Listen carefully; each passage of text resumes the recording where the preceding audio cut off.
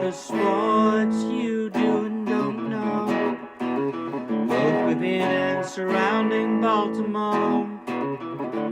Don't ask him about preseason games, oh no, stuff and things in Griffin Basso. Despite it being on the internet, he can call it what he wants, so Glenn Clark Radio, Glenn Clark Radio, Glenn Clark Radio.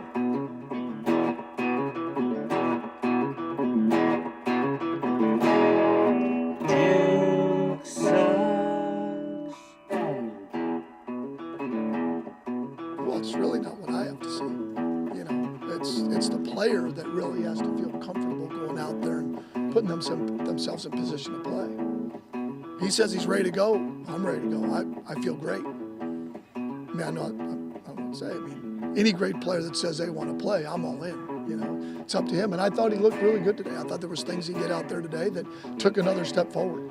Well, it's really not what I have. That's Ravens. Hello. That's Ravens offensive coordinator Todd Monken yesterday when asked about the possibility of Lamar Jackson playing on Sunday against the Bears.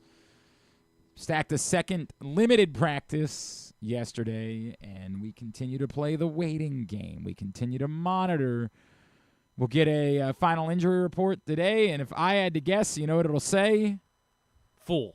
Questionable is what I guess it'll say, and they'll continue to drag this thing out as long as they possibly can.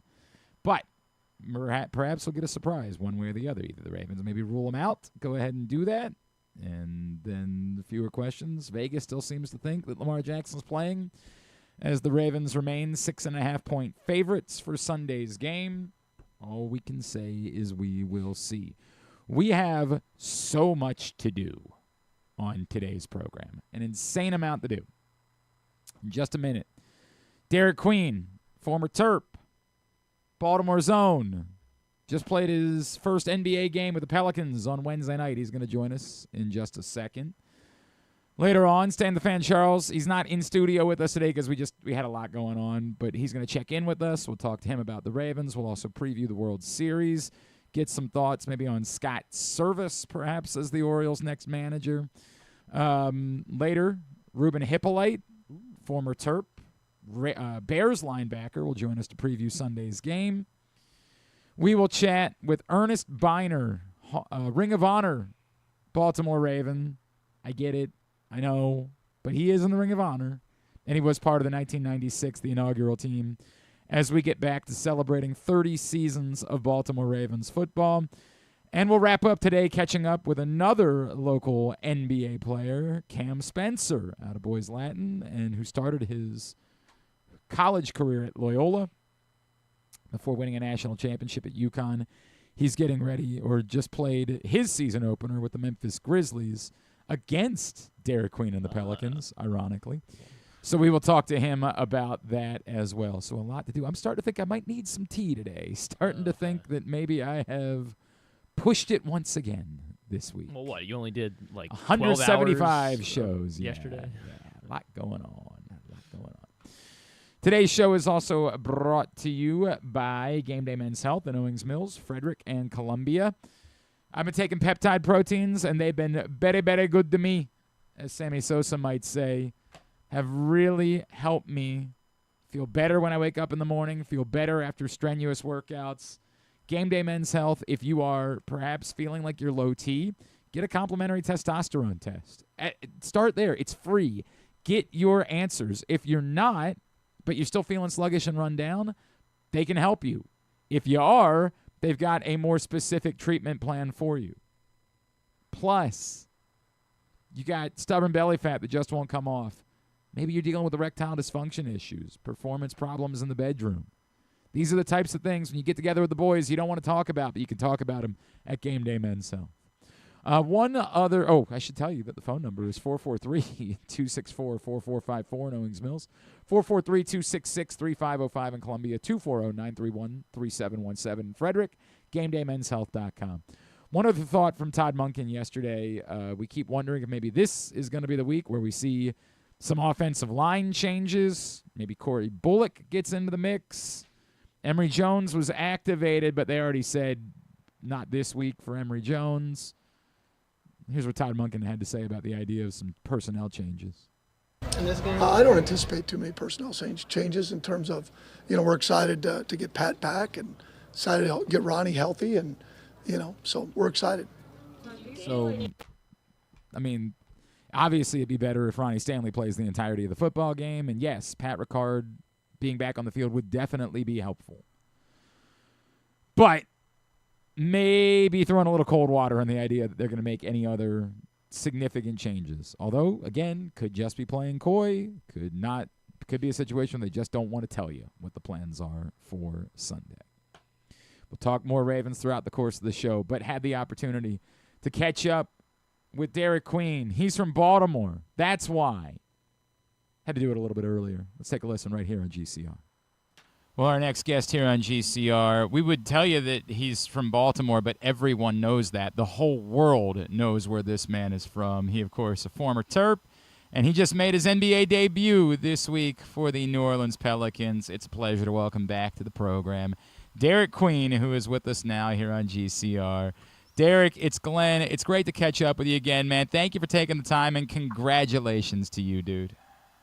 I appreciate it. Thanks for having me. Hey, man, what is that feeling like? And I know it's been a wild year, right? Like between everything that happened at Maryland and the winter and the wrist and getting out there, playing in the NBA, a dream I know you've had for a long time.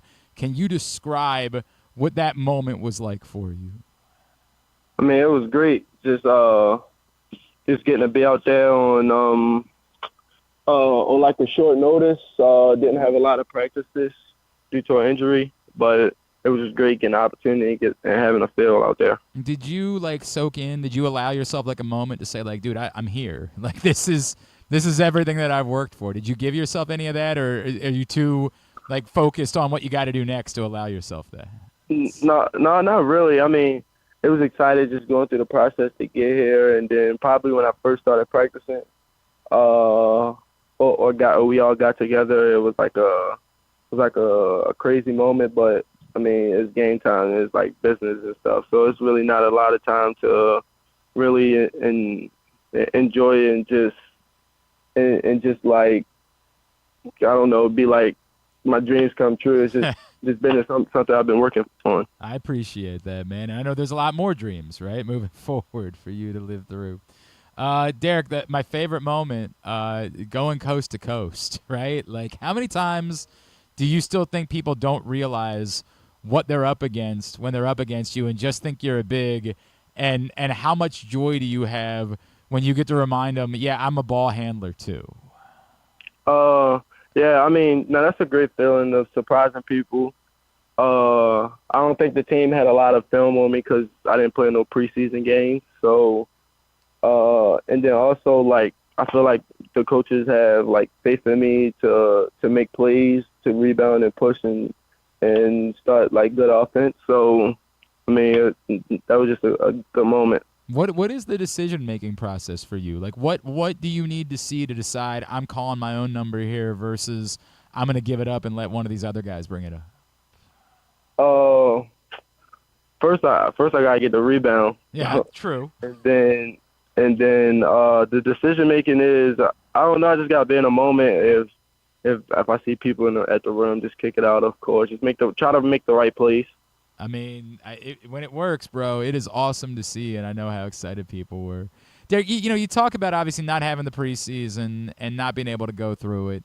Do you find yourself thinking, I've got to play catch-up a little bit, or is this just basketball? As soon as you get back out on the floor, everything's natural, everything's normal to you?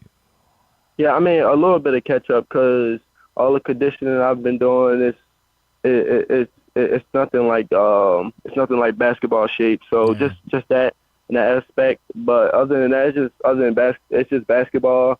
Probably just quicker decisions because stronger, faster, older people and stuff. Right. So just quicker decisions. So it's really not much catching up to do. Did you notice that even in game one? Like, did it strike you like, oh yeah, this is a little bit different. These dudes, they're a little bit different than what I've been up against in college.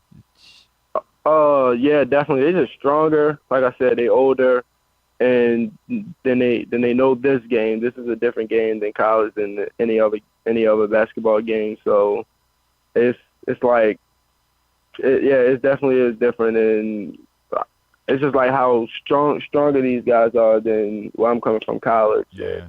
How efficient like everybody movement is. Guys like John Morant, obviously, who you're like, yeah, man, that guy kind of 101 when it comes to athletes. Like, Yeah. that guy's different. Derik Queen is with us here on GCR. Derik, how much when you arrive in New Orleans, like I'm sure all of your teammates, they saw the shot, they saw the world react. Here as you know, here in Baltimore, we wanted to build a statue of you after that night because it's our favorite quote of all time. But how much do guys ask you about that? Because I feel like we understand here what came out in that moment when you said that you're not just telling somebody where you're from. It is literally part of your identity and who you are and why you're that way. But how much do guys ask you about that?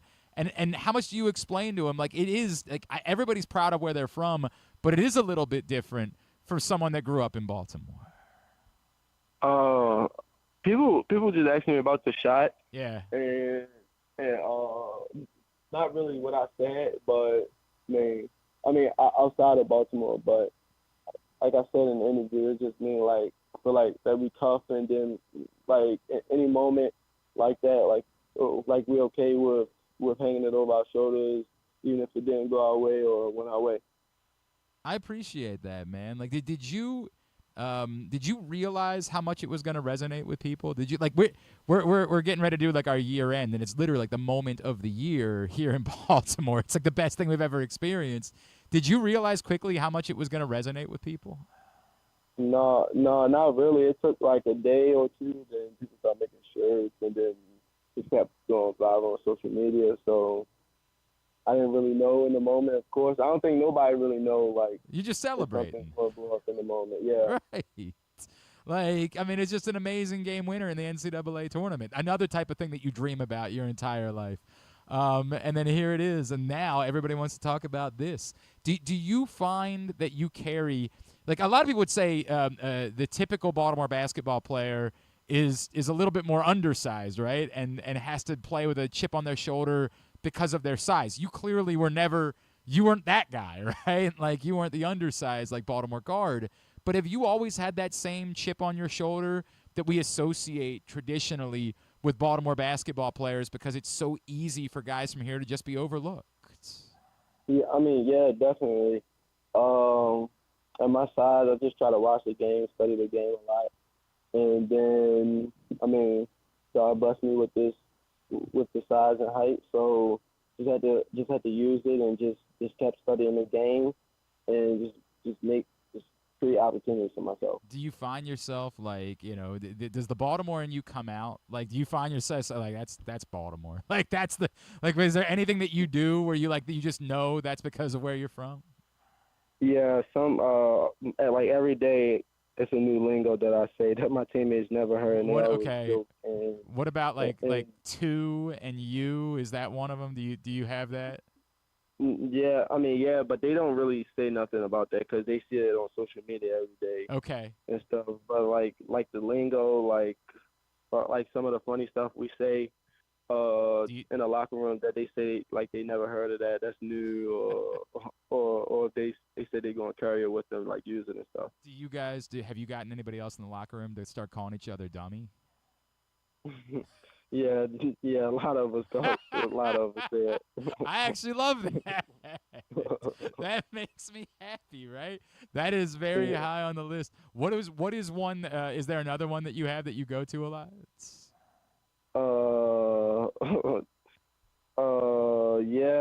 I say Manuk. I don't even know that one. What's that? This is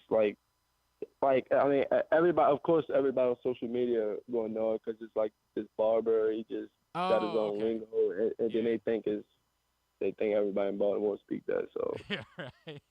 Well, I mean, these things go like that, man. I appreciate it. I get a kick out of it.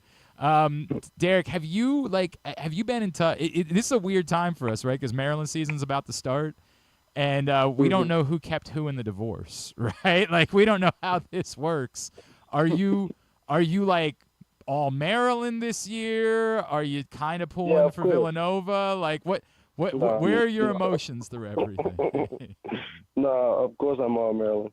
I asked Juju about this, right? Like, from the outside, we are heartbroken because we feel like your guys' tournament was cut short because of everything else that was going on, and that had to impact you. And Juju really downplayed for that to me. He was like, I don't think that really had anything to do with it. We were cool. What was your feeling like? Did you feel like that impacted you guys, or did we make too much of that? Yeah, I kind of think the media made too much of it because we didn't. Because in the locker room, I mean, y'all don't know. Of course, y'all don't know what's going on in the locker room. Yeah. But like, it was just like a 10-second conversation. Willa had to say what he said, and then after a few teammates said this was going to happen or this, then it was the end of it. But we all had one goal, and was trying to win. Do you? Okay, now where are you with him? Like, are you guys cool? Because I know that's your guy, and I know he brought some of the staff too and players. Like, because Maryland fans are getting ready to show up when Villanova comes to play Georgetown and like harass him.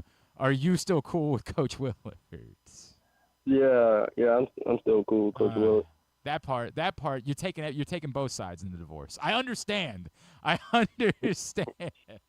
You gotta protect the kids. Derik, tonight you guys are going up against the San Antonio Spurs, which means that at some point, I'm gonna guess that you're gonna be squaring off with Victor Wembanyama. What does that like mean to you? Do things like that like hit you in a certain way? Like, I'm really doing this. This is really happening. I mean, this is the best league that anybody can play in. So, of course, we're going to see some crazy plays, some great players, some good players and stuff. I mean, that guy's an alien, though. Like, that guy is a freak, dude. That guy can do things that no other human being can do. Have you saved anything, like, from the first game? Did you save your shoes? Like, anything that you wanted to keep, mementos? Are you that type of person? No. That's not me. Did you do that from the game winner in the tournament? Did you keep anything from that night? Yeah, those green shoes, but I haven't worn them in a little minute. Well, I mean, hang on. They might be like your lucky shoes, right? Yeah. I always had good games in those. But well, wait a second. Now, did you not wear them in the Florida game? I did. Okay, all right. I was going to say that we were going to blame the shoes if that was the case. Now we got to scratch that off the list then. I guess that's not the issue. What I did also want to ask you, because I know you got to be there for opening day with the Orioles, right? Yeah. What did that experience mean to you? To throw out a first pitch, to have the crowd go absolutely freaking nuts for you in your hometown the way they did? I know you got to be Mr. Splash. Like, what did that experience mean to you? It was great. Being in front of the Orioles opening night, we won that game, but my pitch was bad. Terrible. No, I had actually forgotten about that part, dude. Was that one that, like, did you practice it all ahead of time, or did you just say, hey, whatever happens, happens? It can't be worse. Whatever happens. Whatever happens. We know there have been worse. Like, it can't possibly be worse than like 50 cents. So, like, whatever. We're good. Derik, dude, we're so happy for you, man. It's just so awesome to see. You get to do this. The part where, like, still, I know that there's a litany, and we saw Melo just went into the Hall of Fame this year. It's not like you're the first, but it's still a smaller group of Baltimore guys that get to do this. What does that mean to you, to be able to represent our city at the highest level of the game and to have achieved this, reaching the NBA? I mean, the goal is to get where he's at. So, I mean, this is a step of the journey. So just gotta keep going every day and just hopefully get that one day. Man, I love the sounds of that, and we hope that we can celebrate that with you one day in Springfield as well. That would be pretty special. Derik Queen, major congratulations, man. Awesome to see your success. Grateful for everything you did during your time at Maryland. We will be rooting for you forever. Thank you for taking the time for us this morning, man. We really appreciate it. Thank you. I appreciate it. That's Derik Queen, Baltimore native, obviously a Maryland legend, and coming off his NBA debut with the New Orleans Pelicans on Wednesday nights. All right, we continue along here on a Friday edition of GCR. Today's show also brought to you by County Sports Zone. CountySports.zone is the website. Everything you need to know about high school sports, you can find it right there. Every team, every sport, every level, everything going on here in the state of Maryland, they got you covered. CountySports.zone, proudly sponsored by your local Toyota dealer and buyatoyota.com. Want to grab a break? Yeah. We'll do that. We'll come back in. We'll talk to Stan the Fan. That's next. It's Glenn Clark Radio. The weather's getting cooler, so when you and your family are picking out a place to dine, be it lunch or dinner, let's make it nice and easy. Now, with 2 great locations, the Costas Inn remains your #1 destination. Whether you want to get steamed crabs and the full Costas menu out at the original location at 4100 North Point Boulevard, or sample the complete menu minus the steamed crabs at the new location above the grandstand at the Timonium Racetrack, Costas is your place to go. Check out the website, CostasInn.com, for a look at the menu, and if you want to plan that crab feast, call 410-477-1975. The Costas Inn. Gambling can be a fun and entertaining experience, but there are risks involved.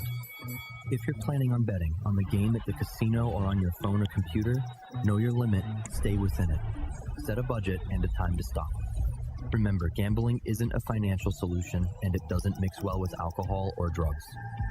Know the risks and have a plan before you begin gambling. For free and confidential services, call 1-800-GAMBLER 24/7 or go to helpmygamblingproblem.org. The latest edition of Press Box is available now. On the cover, Don Marcus profiles new Maryland Athletic Director Jim Smith, breaking down the challenge he faces in his new role and the unique background he brings to the job. Also inside, Brandon Schwartzberg takes an in-depth look at Orioles outfielder Dylan Beavers. And we meet college basketball players from all the programs around the state before the season gets underway. Press Box is available for free at over 250 locations throughout the region. And starting this month, you can find us at Baltimore area High's Dairy Store locations. Plus, you can read the entire issue online at PressBoxOnline.com, where you can also find great betting advice and the best daily coverage of the Orioles, Ravens, and Terps. Game day hits different with Live Casino's Big Plays, Big Pays hot seats. Head to Sports and Social on select Sundays and Mondays in October. We'll draw 10 hot seat winners every hour. When the home team scores, we'll double the prize pool. Plus, we'll give away $50 Sports and Social gift cards with every touchdown. Watch and win at Live Casino. At Arundel Mills, must be 21. Please play responsibly. For help, visit mdgamblinghelp.org or call 1-800-GAMBLER. Feeling sluggish, unfocused, or not like yourself? It could be low testosterone. At Game Day Men's Health, we specialize in testosterone replacement therapy to help men boost energy, improve mood, and regain confidence. Our treatments, including testosterone cypionate, are safe, natural, and tailored to fit your lifestyle with weekly injections or pellet therapy. Get started today with a free testosterone test and feel the difference. GameDayMen'sHealth.com. Game Day Men's Health, where men reclaim their game. Contrary to what some people believe, I actually like this guy when he sleeps. Glenn Clark, talking sports. All right, let's see if this will help me. I don't know what's going on today. It's probably a combination of allergies and as many I'm shows worried. and- I think it's going to be too hot for you, I think. It's always too hot for me. Okay. I don't care for hot tea. It's not my thing. Okay. I mean, I What if enjoy I it. just did the show in a whisper the rest of the day? I guess you could do that. Well, let me know if you are going to do that so I can just crank up your... What do we think about that? I don't like that. I don't like that Is at there all. like a ASMR thing going on there? Hello. Welcome to Glenn Clark Radio. I don't like this at all. I'm closing your mic. What? Yeah. I know. Who do you think you are? Well, no, I mean, I was opening it up while you were doing the old whisper thing, and I don't like that. It's hot. Yeah. You're right about that, but You're handling it well. feel better. I can't hide it. Whenever I drink tea too early before it's cooled off enough, I do the whole. And I'm pretty sure for your vocal cords, it's supposed to be very hot. Like that's the idea. Yeah. Well, I mean, I don't want it to I'm burn not my a- I don't want it to burn my tongue though. Who needs a tongue? What's a tongue gonna do for me? Who I've needs always that? found that it should Yes. be scaldingly hot. Scaldingly hot. Is that for your voice or just because that you need that to like wake up in the morning? No, I think it just would be fun to watch Griffin drink some scaldingly hot. Good morning, Stan That the would be Fan fun. Charles. How are you, sir? Okay. Yeah. I had cavity Oh. cavity done this morning. No. I don't care for that at all. How many Yeah. cavities have you had in your life? I would imagine somewhere in the neighborhood of 25. This is the first one Okay. in at least probably 15, 18 years. I went the first like 23 years of my life without having a cavity, right? Like I was that guy that was always like proudly displaying, even like in high school. I was like, yeah, I went to the dentist yesterday and I'm still cavity free, baby. Mm-hmm. And then I think out of college I had no insurance for, I don't know, like there's probably a 2-year span, and I think when I was in Arizona I didn't go to the dentist once. I lived in Arizona for 2.5 years. I don't think I went to the dentist once. I came back, started going to the the old dentist that I went to as a kid when I moved back home, and like the first time he saw me, he was like, "Glenn, what happened? Like, hey, you are our star pupil. What the hell happened to you?" And I said, "I don't know, man. Arizona." Now let me ask you a question. Do you have your cavities? Do you always have them done with Novocaine? Yes. It's It's been a while for me since I've had a cavity. It's been a long time. I usually go mano a mano. You know. I am for going you. back to the dentist on Monday. You know who my dentist is? Is Charlie Toomey's brother. Loyola cross coach Charlie Toomey. His Dr. brother, Dr. Toomey, is my dentist. He's right down the street here, and I'm going What's to his see first him. name? Man, why would you put me on the spot like that? Dr. Toomey. Yeah, doctor. Okay, that's all right. I feel bad now. Yeah. Sounds like it should be like Tom Toomey. Tom Toomey. Tooth He's Toomey. one of my favorite people. I didn't too. get a love cavity him. until I want to say like my senior year maybe in high school, and I was like so upset and embarrassed. So I've made it. I've not had one since. So I do wear that. I do wear that one on my sleeve. I'm proud of that. Chris Toomey, by the way, is my dentist. Toomey. Chris Toomey, great guy. Could not be a better dentist. Love him. And he always gets to, send in. This is the great part about being a dentist is the dental hygienist has to do, all the dirty work, right? Like she's got to be the one that gets on me. Like, come on, Glenn, we need to floss a little bit more. We need to work on that. And then he comes in and he's just like, Glenn, your teeth look great, man. They couldn't look any better. And what a handsome fella you are, Like he gets to come in and do all that stuff after the hygienist has to be the one to get on me about it. Stan, the World Series gets underway tonight. The storyline that seems to be dominant, well, twofold. One, it's just we get to watch Shohei Ohtani play baseball, and he just does insane things. The storyline continues to be sort of the prevalent discussion about whether or not the Dodgers are ruining baseball. And I have said before, well, I don't think they're ruining baseball, and I acknowledge that there are other teams that spend money, and there are plenty of other teams that could spend this type of money and just choose to. It still does take away from me the same way it did when it was the Yankees. It's still, I cannot enjoy it as much when it just feels like I'm watching a team of all-stars versus a baseball team. It's tough for me, and that doesn't mean I don't think it's impossible that the Blue Jays could win, although I think it's very unlikely that the Blue Jays win. Does it ruin baseball? No, but it's not pleasant for me. Yeah, and I understand that feeling. They raised the bar. There's no question about it, and they have the added advantage that they have a superstar that got $700 million deferred. That allows them a lot more latitude than other teams. 100%. Look, I go back to my first year with a full-time radio show. Full-time was Saturday and Sunday. It was 1983. It was a good year. The Orioles won the World Series. Yes. And they had won one in 66. They had won one in 70. And they won one and they had been in three other times in between those. Yeah.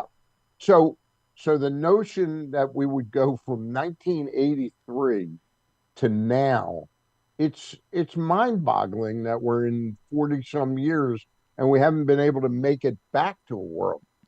And to be quite frank, it doesn't look like it's going to happen anytime soon right now. Let me come back to that in a second. What would the path be to you for the Blue Jays to have a chance to beat the Dodgers and the They World have to win game one. They have to knock out Blake Snell and do it quickly. And that's the one thing that they do have. They have a pretty balanced lineup, and they've got enough right-handed bats to be able to do that. Do I think they will do it? No, right. I do not think. Right. I think Blake Snell's going to be the MVP of this World. I was talking to Jerry Hairston the other day, and he reminded me, like, hey, the Dodgers bullpen does still have some question marks. The problem is they just haven't needed much of it. Like, they've barely had to use their bullpen during the course of this playoff run because the starting pitching has just been, bonkers. Obviously, against the Brewers, it was utterly insane what they were getting from their starters. Well, not only has it been insane, Glenn, but when you think about it, you've had Yamamoto missed some time. He's got the most innings of any of their starting pitchers.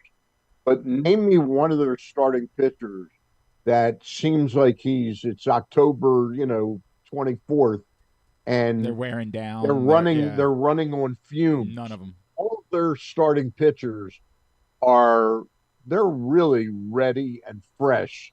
And I expect these guys not to go 4 innings, 4 2/3, 3 1/3. These guys are primed to go 7 innings each. I think. That's the reality. Really a huge difference that they have. Stan, you bring up the Orioles. Another managerial candidate since we talked last comes into the picture, and Scott Servais. Someone with a good amount of experience and probably a little bit closer to what we were looking for in a managerial hunt. He's not Bob Melvin, I don't think, but I'm intrigued by Scott Servais. Yeah, I like Scott Servais. I always thought that he was. First of all, I think he's a very good baseball man. He worked under Dipoto when they were at the Angels together. He was kind of the Kurt Suzuki to Perry Minasian. How insane is that? What are the Angels doing? What in the world is going on there? It's a 1-year prove deal. You mean with the 1-year deal? Yes. Well, look, to be realistic, I think Perry Minasian is on his last year. He has to prove himself, and that's how he got Kurt Suzuki to go along with this. Yeah. Kurt Suzuki really wants – Kurt Suzuki's not going to damage his long-term managerial aspirations if it doesn't work out with the Angels. I understand that, Stan. Every time you put a lame duck, you're asking. This is to me like the interim manager thing. He's an interim manager. That's what he is. Yeah. Well, every manager is an there's something to be an said. interim There's manager. something to be said. I'm not that perplexed by it. They're a very poorly run organization. They're very similar. They're similarly run the way Peter Angelos ran the team. Not John. I get it. Right. Peter. So they're very poorly run, and it's not shocking to me, and that's probably the reason that they couldn't come to terms with Pujols. So they're probably willing to go to Pujols with like 2. Of the 5 known candidates now for the Orioles, right? Yeah. If we say Servais, Flaherty, Mansolino, Pujols, Rojas. Yeah. How would you rank those 5 candidates in terms of your preference? I would rank Mansolino as my number 1 choice at this point in time. And I'll be quite honest, that's what I think, unless there's a hidden candidate that we don't know about, which wouldn't totally shock me. But I see nothing in these other candidates that wouldn't have Brandon Hyde or Tony Mansolino as my manager. Why we know that Brandon Hyde's not coming back. Why do you not feel that way about Scott Servais? I think Servais is the best of the other candidates. I I just don't see the familiarity with our system. I think Tony has that.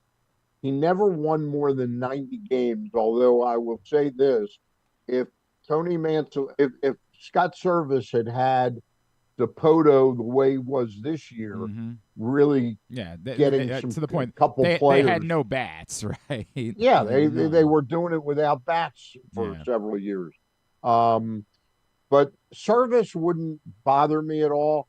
He would be the best of the rest. I just happen to I think that Mansolino may be, and again, Mansolino. Sorry, we had a little problem here. I had to close the door to do the Zoom, and the dogs were locked in here, and they were making noise. Tony Mansolino, I think. They might not be. Maybe they're not Tony Mansolino fans. That might be the problem. They were really upset. I think they're Pujols fans. Yeah. I think good dogs, especially the Chihuahua. I think he's a Tony Albert Pujols. Anyway, I think that Mansolino could be a surprisingly good manager. If he is the answer, I hope you're right. You know that the way that I feel about it. I just I'm disqualifying, right? And like that's where I am, and it's with no disrespect. But if I was doing the search, the priority that I have, I would say you had your chance. I've listened to you on that, Glenn, and my problem with it is I think it's, if anything, I think this team is overcoached. I don't know why you would need 3 batting coaches. Well, that part we could definitely talk about that, Stan. Yeah. I mean, I think I would go out and get a recognized batting coach who's had some success somewhere. I'm not opposed to it by any stretch of the imagination.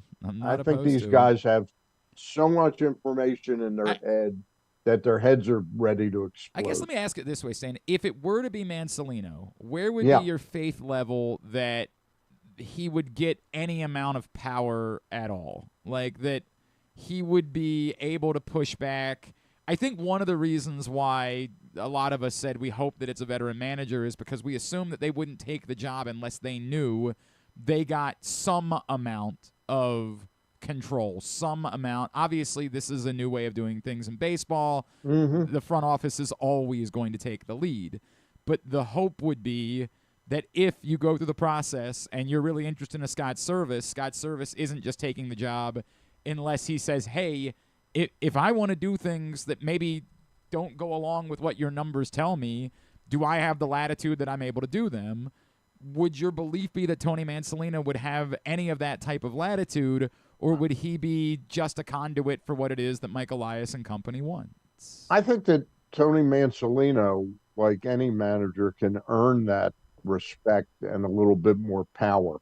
I often felt that Brandon Hyde had much more leverage than he thought he had. And I thought if Brandon's going to get another job as a manager, I think he needs to exert that. And I'll just never forget the time we were asking him what pitchers he wanted, and he wouldn't go on the record of saying, like, and then the scrum ended, and he goes, yeah, but give me this guy and give me that guy. Right. But he wouldn't go public with it because he didn't want to seem like he was trying to run the team. Yep. Look, Elias has got all the power, but I think that Tony Mansolino has. We'll find out. And maybe I'm full of crap, and he didn't win over Elias. But the search to me is underwhelming in the people they're talking to, which leads me to believe it's still going to be Mansolino or some candidate that we don't know about. The Chief Grand Poobah, Stan the Fan Charles, is with us on a Friday edition of Glenn Clark Radio. And Stan, you guys continue to talk baseball. You're going to be doing, I would assume, the next 2 Mondays for sure? It looks like the next 2 Mondays. And then after that, I got the numbers of all the guys that cover the team on a regular basis. And I'm going to try and get Andy on from the Banner, and Matt Wyrick and Jacob Alvin Meyer and Kyle Goon. to talk some baseball. So you're looking to keep doing some Monday shows even after Yep. the World Series. So Yep. you, Luke, and Ross Grimsley, the next 2 Mondays. Yep. Facebook.com/PressBoxSports, and that's, of course, brought to you by the Costas Inn, Stan. Correct. It's brought to you by the Costas Inn, where the debate still rages whether you can get highly controversial. Controversial. whether you Stan can went get for lunch pork chop. yesterday and still could not get the pork chop. Yep. No pork chops for lunch. But yeah, I didn't even want the pork chops for lunch. Just want to know that you could. That's the point. No, I could. Yeah. The 2 locations for the Costas Inn, the original on North Point Boulevard, and that's where you can get steamed crabs. And then the new location of the Costas Inn at the Grandstand in Timonium. If you never tried the crab jalapeno poppers, I cannot recommend them more highly. They are outstanding, and you can get those at either location of the Costas They're a Inn. young man's. They're a young man's delight. The jalapeno poppers. I would tell you they're not going to kick your butt quite as much as you think they will. Okay. Like, it's more just a really pleasant combination of flavors. All right. Stan, the Ravens get back to action. We still don't know yet if Lamar Jackson is going to play on Sunday, but he has practiced the last 2 days. There's a question that came up. Rita and I did our show last night, and the question of when do you emotionally check out? Like, if Lamar doesn't play on Sunday and they lose, and now they're sitting at 1-6, how long do you stay emotionally invested? And I'll make the comparison, which is I never stopped being a fan of any team, but I admitted after 2018 that in 2019 I was not watching every Orioles game. I was not sitting down every night and watching every Orioles game because they were openly not trying. Like they weren't trying. And so I got it. I wasn't angry about what they were doing, and I checked in from time to time, and I still went to some games. But if I had a Wednesday night in the summer and there was a show that I wanted to watch and the Orioles were playing at the same time, I was going to watch the show, right? Yeah. Is there a place where I was emotionally disconnected from it? Is there a point? Well, I think that point is very close right now. And I think that they're in a tricky situation. If he were to play on Sunday and re-injure this thing, and my worry is he would have practiced sooner and a little bit more if he were truly ready. Then they got a game 4 days later. I mean, my gut tells me they're still going to do without Lamar Sunday, and then he'll be ready for Thursday's game in Miami, and that they think that they can beat the Bears without him. And I don't get that.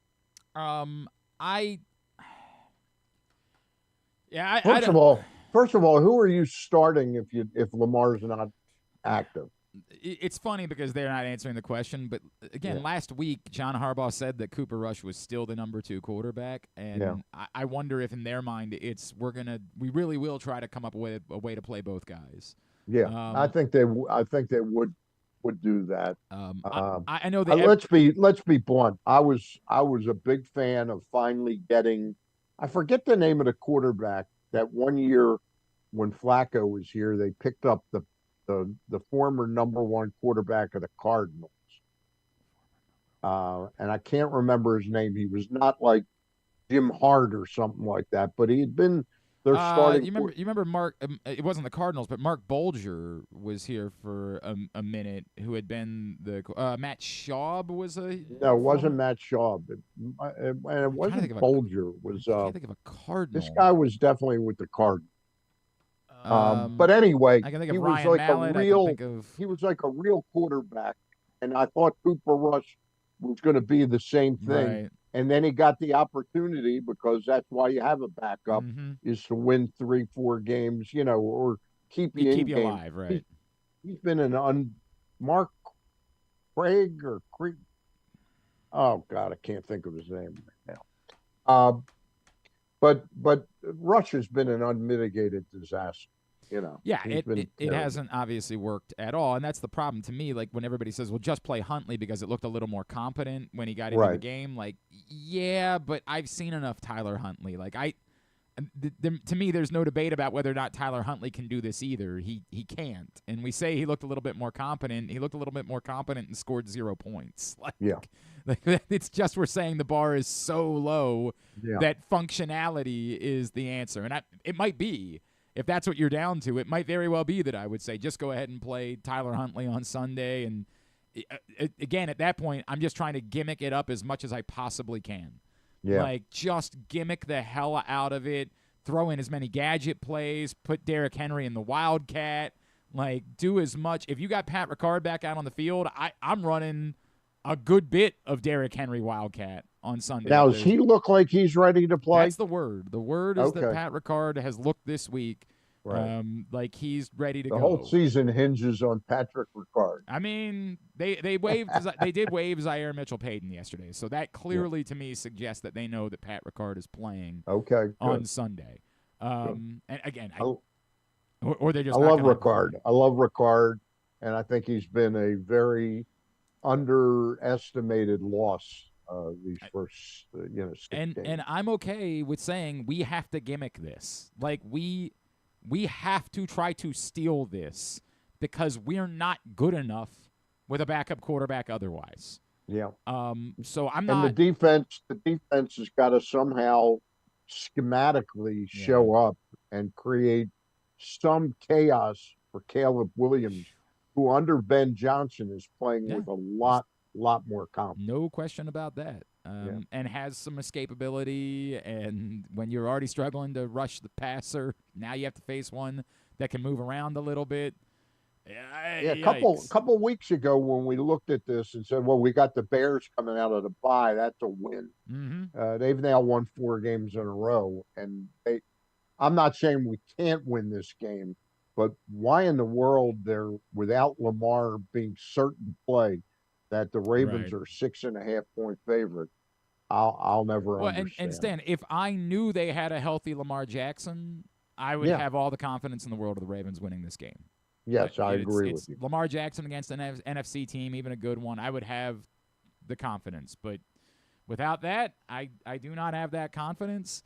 My answer to the original question when we talked about it with Rita was, as long as Lamar Jackson is playing, I can't be emotionally disconnected, right? Like, Lamar Jackson is still, we recognize what we're watching. We're watching a generational, someone that our grandkids are going to want to hear about from us. Like, what was it like watching Lamar Jackson? And so even if they drop to 1-6 and Lamar Jackson plays Thursday night against the Dolphins, I will be invested. I will be connected. I will be into it. I will care. Because that's the nature that this franchise to me goes as Lamar Jackson goes. But if it were to go the other way, if somehow Lamar Jackson, they get to 1-10 and they're like, maybe there's no point in Lamar Jackson playing. Yeah. Then I will have no investment whatsoever at that point. Yeah. None. Zero. Well, I think if you looked at the stands at halftime of that game last week, that said how invested the fans are.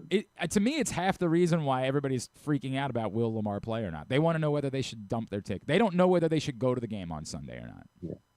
I think it's more not dump the tickets, like sell them. No, because their value is way down. It's whether they should go down there. Right, correct. Whether we get in our car or not on Sunday morning.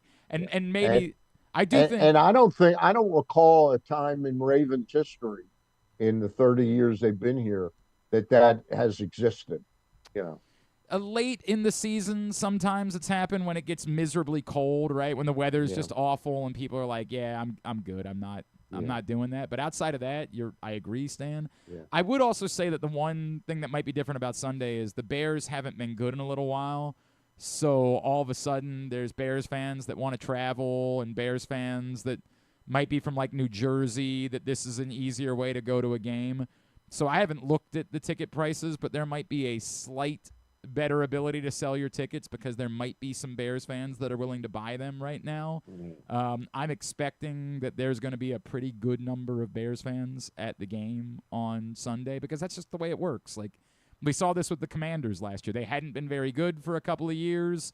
All of a sudden they're good, and they have a very hungry fan base that has been waiting for that now is ready to show up in a lot of places, and I think that's a similar story for the Bears. George Wentz won't be there, though, will he? I don't think George Wentz is going to make the trip. No, I don't No. think that's going to No. I don't think that's going to happen, unfortunately. I don't think that's an option. Who's George Wentz's nephew? Is that Jason Sudeikis? Is his nephew? Is that his nephew? I think so. Wow, I didn't know that. George died this year, right? I think it's a couple of years ago. Has it been a couple of years? I think I remember when he passed away, finding out that Jason Sudeikis was his nephew. Wow. Hang on a second. Wow. I can get both these answers very quickly. George Wendt died May 20th of this year, so I had that part right. You were right as always, Glenn. Hang on a second. That's why you're the grand poobah of this show. For now. And his nephew Jason Sudeikis. Look at that, 2 for 2. 2 for 2. Unbelievable. George Wendt. Did you just hear what Griffin said? What did I he said say? you're the grand poobah of this show, Glenn, and Griffin said, "For now." Well, I'm not. You're always the chief grand poobah. No, I'm the grand poobah of Press Press Box. Box. Yeah. This is your show, and Griffin just basically said, "For now." He's working meaning on like it. He keeps scheming. He thinks any one of these days it's going to be his day. So anytime he supposed to be a makes Trojan a horse mistake, stand. berate him on the air, Glenn. He's actually doing it intentionally 100%. to undermine the quality of the show. That's what he thinks is going on. What else is going on in your world, sir? Not a whole heck of a lot. Not a whole heck of a lot. My piece is up on my prediction on the World Series, and this week I will chime in on some things Oriole related. All right. I look forward to checking that out. Again, back in action on Monday with you, Ross Grimsley, and Luke Jackson, all brought to you by the Costas Inn. And we will see you back in here next Friday morning. I'll look forward to it, guys. Thank you, Stan. See you, Appreciate Stan. you as always, bud. Try not to interview people that won't talk to me. Do my best. See you, bud. Like Peter Schmuck. Yeah, he'll talk to me. Oh, actually, I've been meaning to tell you about that. I've been meaning to have a conversation. See you, bud. All right, buddy. Talk to you next week. Talk to you later. Have a good weekend, guys. Pressbox's Chief Grand Poobah, Stan the Fan Charles, with us on a Friday edition of the program. Appreciate him taking the time, as always. Today's show is also brought to you by Live Casino and Hotel, where there's nowhere better to watch every big game, every big fight night. We're getting ready for that pillow fight that Javante Davis is going to have with I always forget Logan Paul, Jake Paul. Jake Paul's the boxer, yeah. No, he's not. But Logan, you should know because you're number one Logan Paul fan, and he's kind of disappeared again. I don't know what's going on. Oh, he's probably helping Jake train. Is that what it is? I would assume. I mean, maybe I think they're good. He's a good brother. Train for what? Exactly. He's boxing Javante Davis. I don't know if you heard. It's not that. They're going to put some gloves on. You're right about that. And they're going to stand in a boxing ring. And I mean, so what do you think? Jake shouldn't train? Like he should just go in there and get mauled by Tank? I think he should go work. I think he should work on his dancing. I think 100%. No, he's not a dancer. He's a boxer. He's not a boxer. Some have argued he looks like a dancer when he gets in that ring. Not a boxer. The way he moves. But you can watch that inside. Got a real Sports fight and tomorrow. Social. What's the fight tomorrow? Heavyweight tomorrow. Tom Aspinall versus Surreal Ghan. Oh, that's right. Is that tomorrow? In Abu Dhabi? What time is that? So yeah, they'll probably walk out about 4:30, 5 o'clock ish. Is that a pay-per-view? It is a pay-per-view. Okay. Yes. Right. Yes. Yeah. Well, you can watch that inside Sports and Social at Live Casino and Hotel.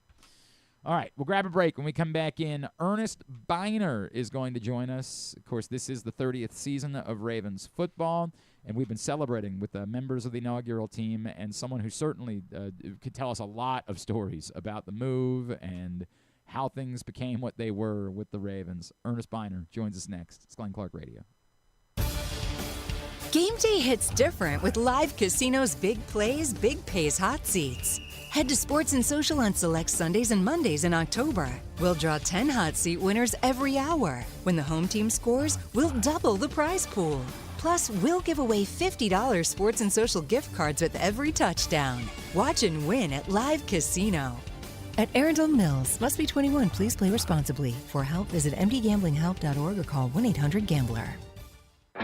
Feeling sluggish, unfocused, or not like yourself? It could be low testosterone. At Game Day Men's Health, we specialize in testosterone replacement therapy to help men boost energy, improve mood, and regain confidence. Our treatments, including testosterone cypionate, are safe, natural, and tailored to fit your lifestyle with weekly injections or pellet therapy. Get started today with a free testosterone test and feel the difference. GameDayMen'sHealth.com. Game Day Men's Health, where men reclaim their game.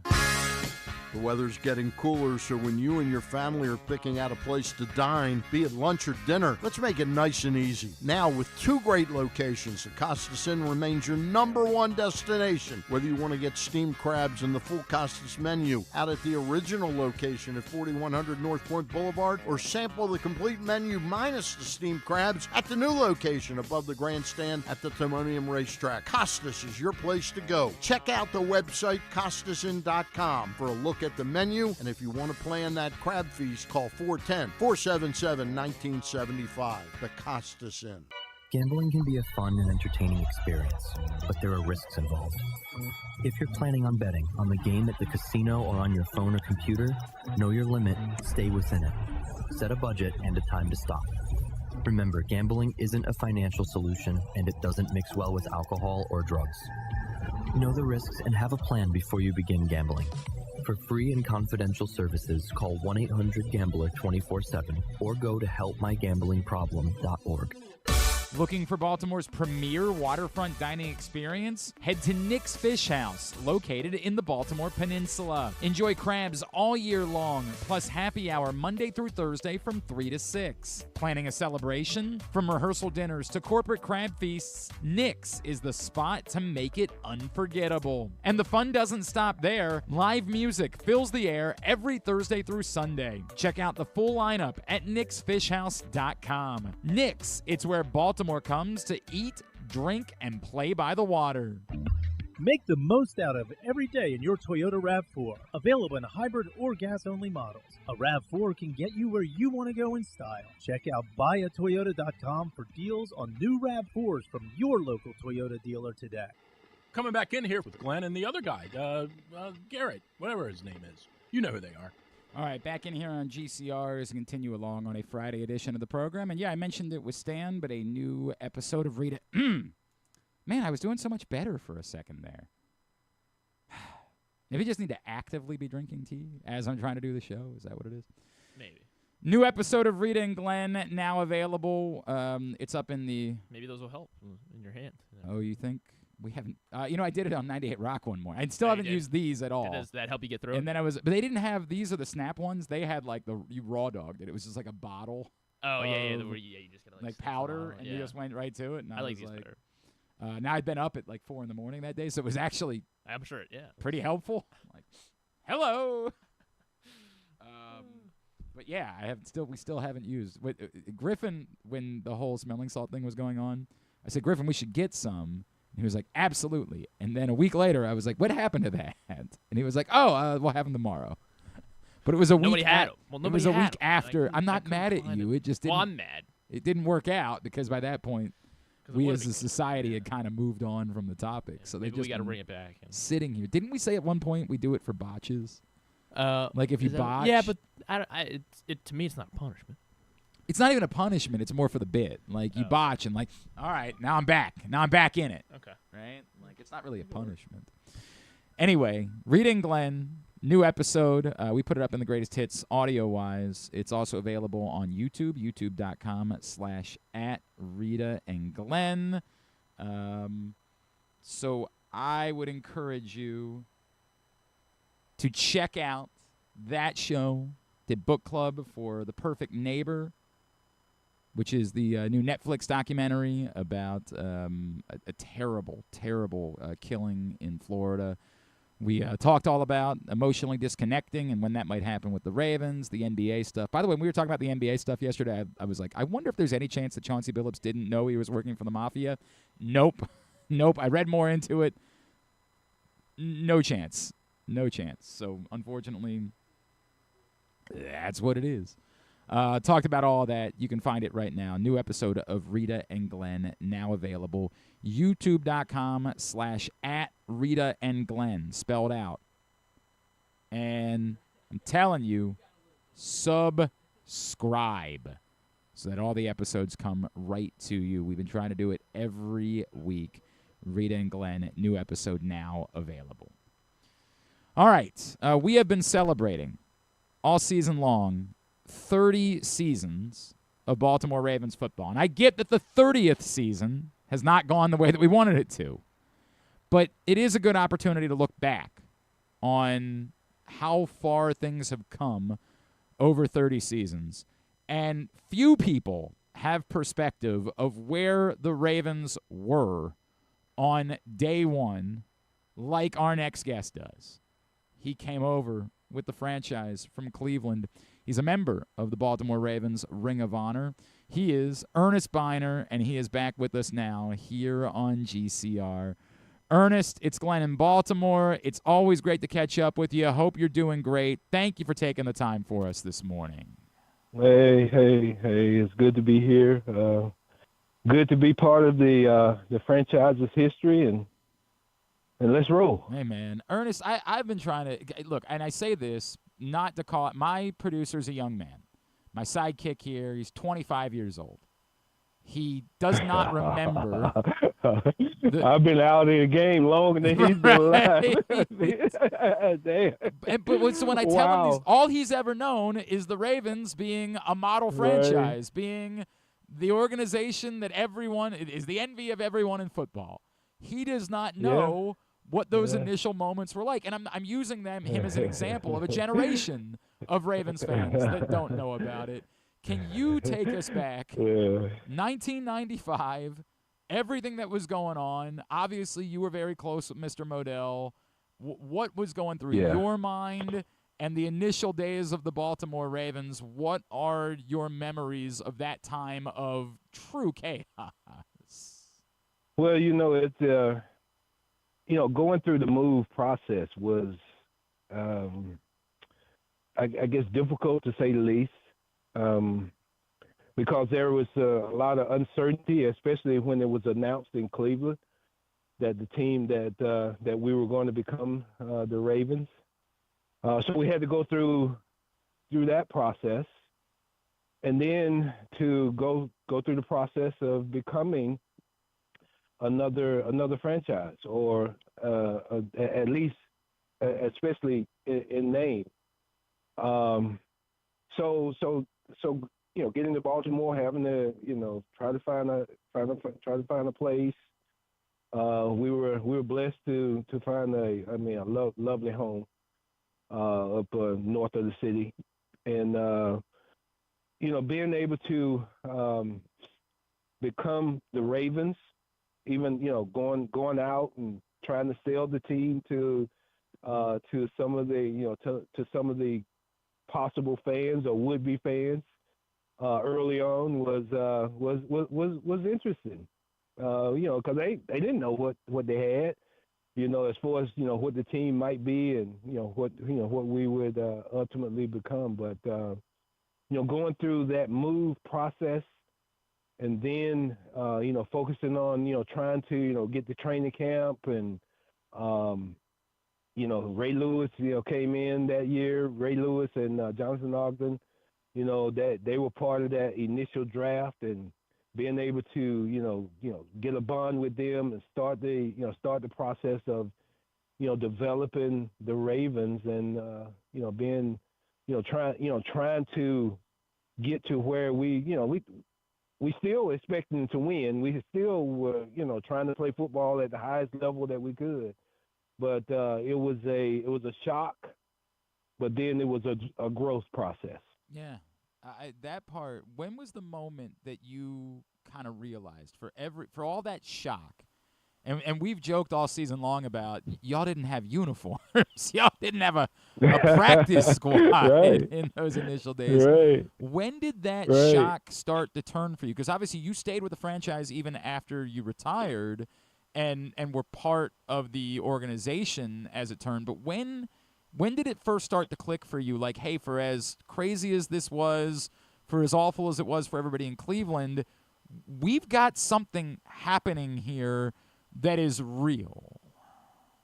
Yeah, probably the first time Ray Lewis hit me when I was trying to get through a hole in training camp. You knew. Hey, we're playing football. So no, Ray caught me one time. I was trying to sneak up through. This is my second year, his second year.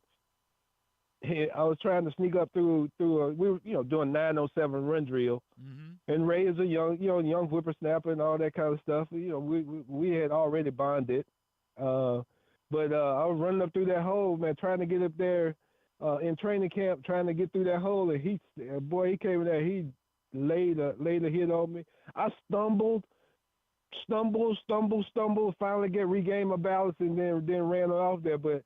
We looked at each other and we were like, okay.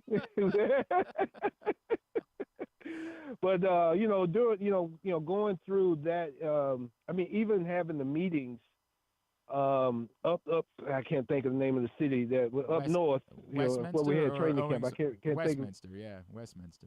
Yeah, Westminster. It was absolutely, it was Westminster. So, having team meetings up there during training camp, the people coming out and developing themselves, the fan base developing. It was a growth process for us as players individually, but it was a building of it was the foundation of the. It's wild to hear you say, like, everybody that we've talked to is when I've asked this question of, like, how did the Ravens become the Ravens, almost to a man, everybody has said Ozzie, right? Like, that's how the Ravens became the Ravens, and it's sort of a reflection of what you just said, that first draft, right? Like, J.O. and Ray being the first two Ravens that were ever picked, but that was the foundation. You, of course, had a long-time relationship with Ozzie.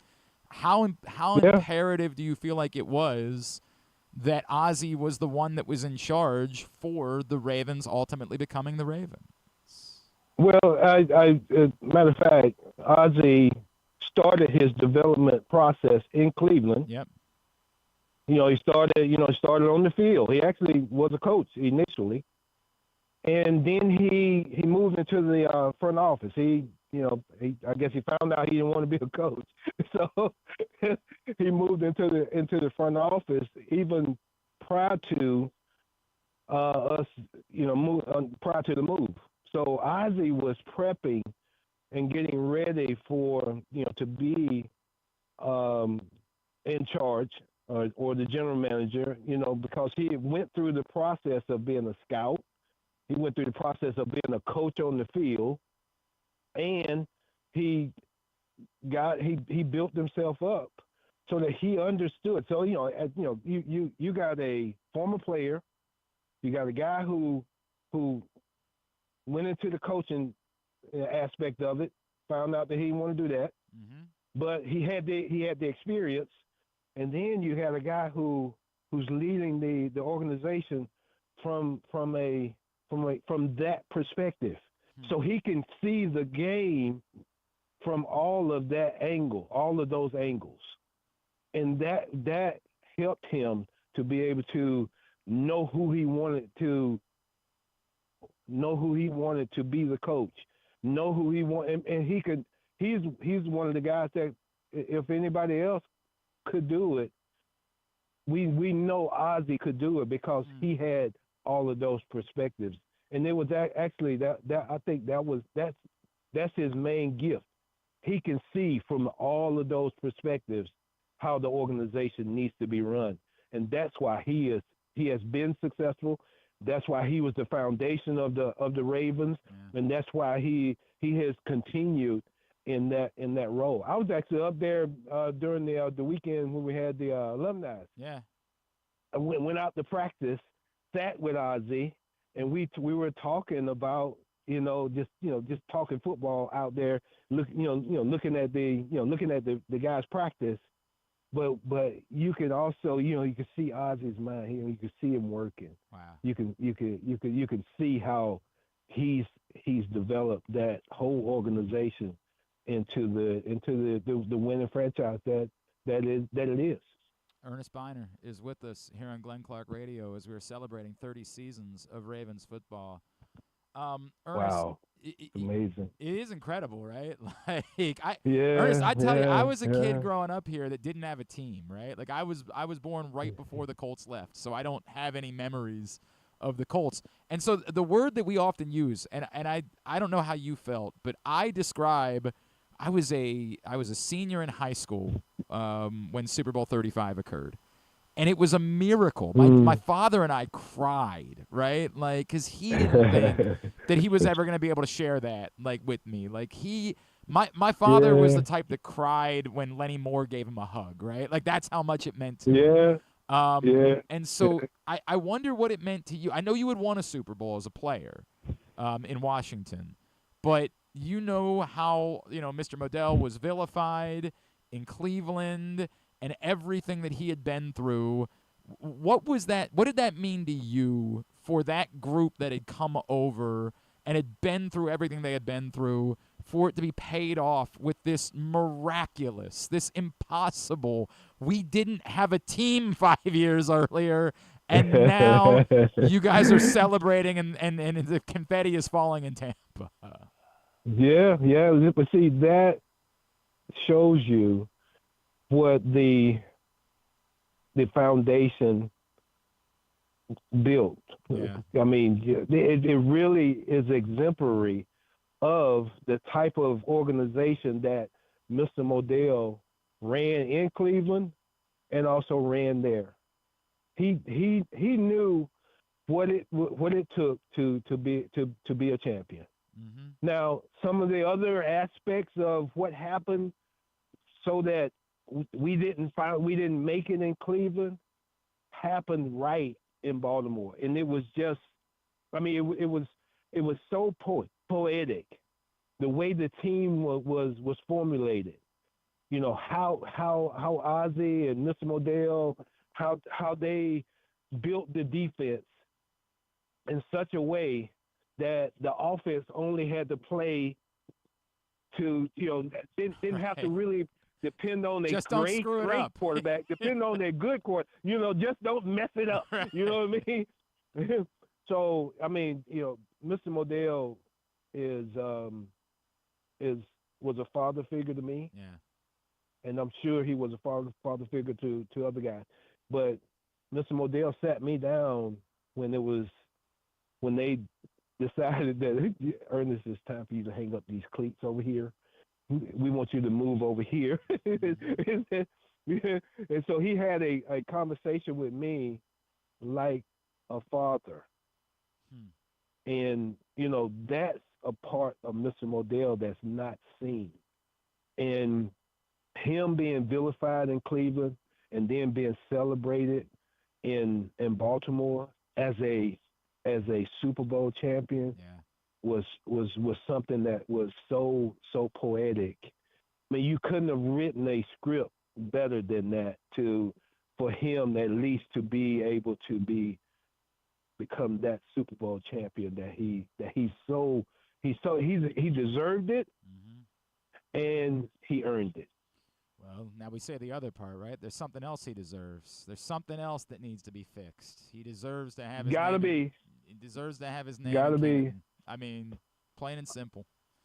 And plain and simple. And let me how about Monday Night Football? Yep. Facts. The NFL. How about that? The NFL isn't the NFL that we know today without Art Modell. Period. Period. So is it because the Hall of Fame is in Ohio is it because of the proximity to the Browns but he deserves it, man. That there's no other owner. I mean, at least give the man the respect that he deserves, and that is the Hall of Fame. Let's just go ahead and put that label on Mr. Modell. I can't say it any better, Earnest Byner, because you're right. It's not because he moved the team. Al Davis moved the team and is in the Hall of Fame. It does feel like Yeah. it's just Yeah. we don't want to do this because it won't be received well in Ohio, and it's unfair. It's unfair to the Hall of Fame. It's unfair to the history of football and telling the history of football. The history. 100%. He's part of the history. He's part of he's one of the ones that originated something very important to the league. And he also coached, administered and coached and helped us all to become ultimately champions. Yep, it's a fact. I mean, so what else what else is needed? And everybody always tells the Cleveland side of the story, and I understand that. And I look again, we're a city. My father can talk to you about the pain of losing a team, like we know it. For sure. Yes, absolutely. But nobody ever likes to tell the other side. That's never the part that comes up, is what a miracle it was for another city that it had a franchise ripped from them. No one ever likes to talk about like how beloved Art Modell is in this city and how he changed our history. And I get it. Yeah. Both things are real. And I have no doubt that for you, like, you're probably the one that has to deal with it most because you're still this beloved figure in Cleveland. I just, but I'll say this, to the Browns fan base, the Browns chapters, the Browns fans. I say it to them. I said, without Mr. Modell, I am not. I'm not coming back to Cleveland. Yeah. I'm not back in Cleveland after I played 5 years in Washington. Yep. Mr. Modell brought me back. Yep. And Mr. Modell sat me down as a man and face to face talked to me about transitioning from player to administrator and coach. He sat me down. So I cannot speak negatively about Mr. Modell because he. They can say he traded you. Yeah, he did. He was pissed off. There was a whole lot of people pissed off that I messed up 2 games. I messed up the championship game and I messed up the playoff game the next year. I got two personal foul penalties which pushed us out of the field goal range. The next year after the fumble, and so I can understand why. Matter of fact, I said I had to go. I was in the mindset that I needed to go somewhere else. That's interesting. That's really I needed to get away. Yeah, but I can't be mad at Mr. Modell for trading me. I can't be mad at that. The man did what he had to do, and now he brought me back too. And he told me that was the worst mistake he ever made. That's what Mr. Modell told me. That is I'm sorry, not the worst mistake. The worst trade that he's ever made. Me for Mike Oliphant. Yeah, I mean he didn't work out so well. Man to man, he told me that. It didn't work out very well. So the blessings that he has given or at least was instrumental in as far as Cleveland, as far as Baltimore, as far as the league, he deserves to be in the Hall of Fame. Earnest Byner, what's going on in your life these days? Well, I'm actually being grandpa, papa. Nice. And enjoying that. Matter of fact, I was just working in my garden. I got a raised bed garden in the back, and got some collards and peppers and kale and ginger and grapes, and I mean I'm doing all right.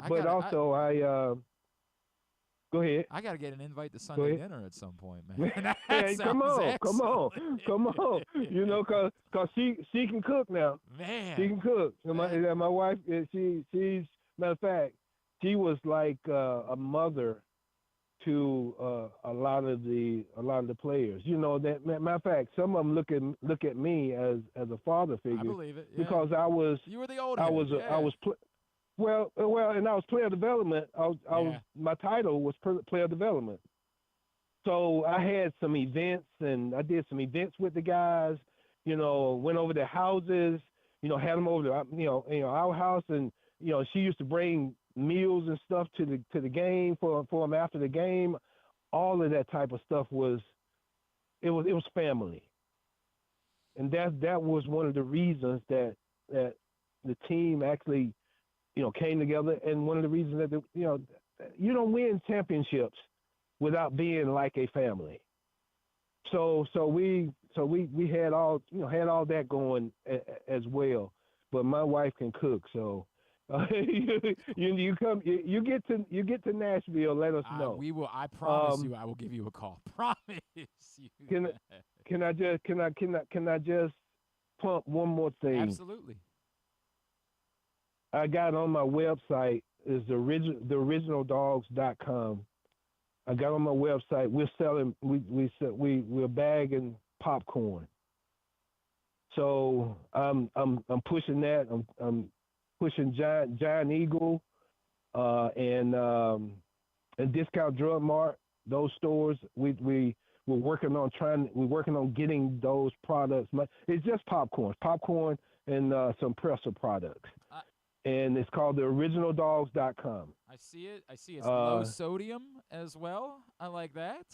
Low sodium. Yeah, you got. The Browns helmet might be a tough sell locally. It might be a tough sell. It might be. It might be.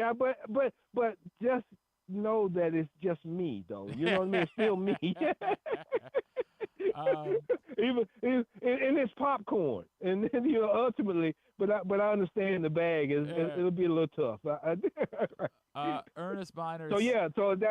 So that's what we got. That's what I got going, man. And my nonprofit is called the Healing Dogs. Healing Dogs. We go out and we I've been kind of low key for the last probably about 5 or 6 years because of the concussion case. I'm trying to reignite the things that we do for veterans, the homeless, and juveniles, and that's the Healing Dogs. Is my nonprofit. So it's a blessing to be able to try to get this healing going on too. I'm getting some exomes. I'm getting stem cell therapy. I love that. Because of the concussion, the stuff that I'm dealing with, the concussion stuff that we're dealing with. As a matter of fact, I probably got more in training camp because of Ted Marchibroda, how he ran training camp with them 2 a days, them padded 2 a days. Yeah. I probably got more concussions then than I did my whole career. So. But yeah, no, it's a blessing to be on the healing path, and also, trying to give back to the community in some ways. Earnest Byner, it's wonderful to catch up with you, man. We'd love to do it again down the road. Thank you for taking the time. Yeah, absolutely. Thank y'all for inviting me, man. Y'all have a good day and blessings. Good luck to the team. The rest of the Got to get things fixed. Got to make that happen. Thank you, sir. Yes, sir. Yes, sir. All right, babe. All right, have a good one. Ernest Byner, Ravens Ring of Honor member, and appreciate his passion for Art Moselle getting into the Hall of Fame, which we all know is beyond deserved. Beyond deserved. I can't believe that we need to write this date down in history. Don checked in this morning, not to say fire Harbaugh, to say anything besides that. Don tells us, I didn't know that Don was based in South Florida. That Florida people going to the game Thursday against the Dolphins just to see Lamar. Now, of course, Lamar is from Pompano Beach, so that does make sense. But I would tell you that's not unique. Reed and I were talking about this last night. Lamar is an experience. You go to a Ravens game on the road, there are people there that aren't even necessarily fans of that team. Let's just say the Ravens play in Denver. You might see someone there who's not a Broncos fan, that's just there specifically because they wanted to experience Lamar Jackson. That's it. And so that's why when I say, is there a point at which if this continues to go south, will I emotionally disconnect? Very hard to do. Almost impossible to do if Lamar Jackson's on the field. And part of that is because it's hard for you to believe that it can completely go south if Lamar he's on the Jackson's field, on yeah. the field, right? Like, part of that is.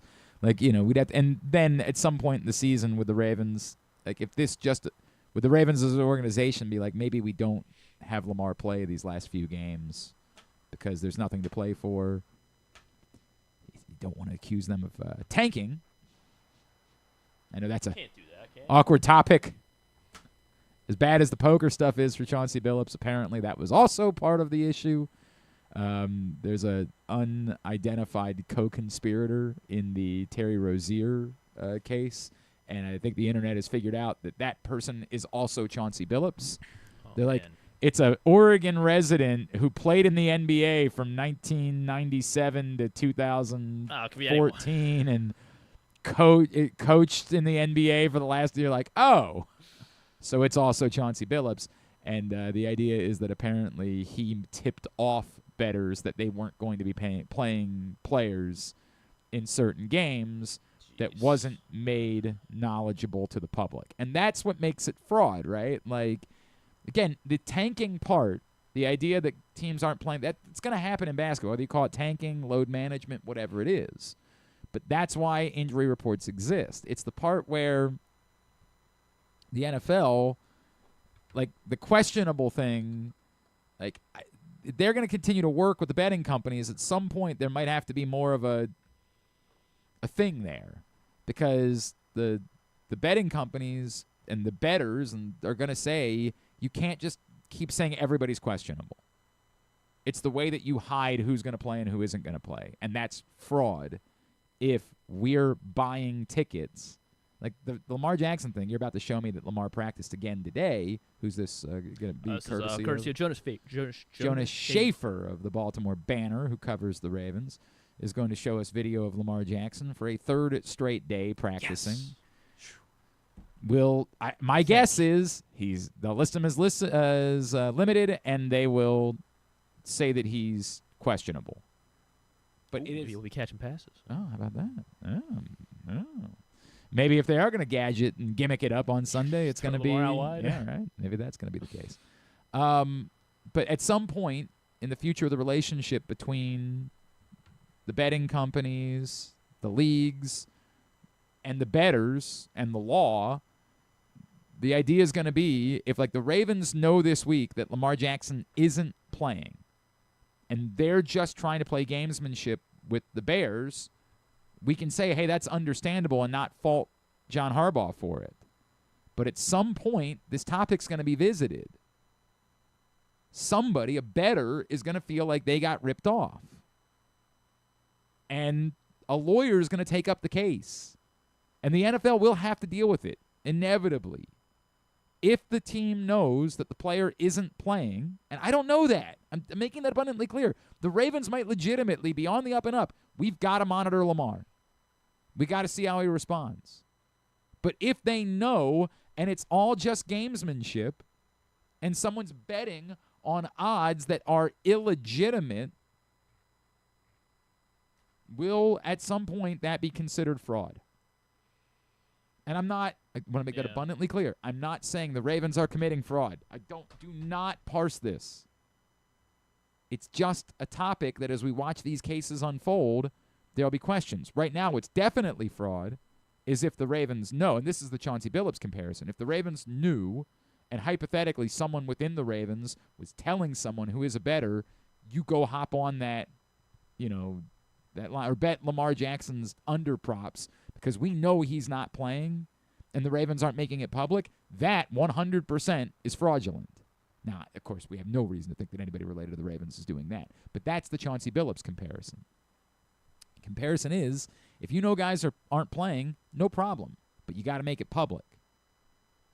What you can't do is tip off someone who's betting to the idea that they aren't playing, let them try to profit off of it before the gambling companies have the ability to adjust the odds or take the odds off the market, whatever it is.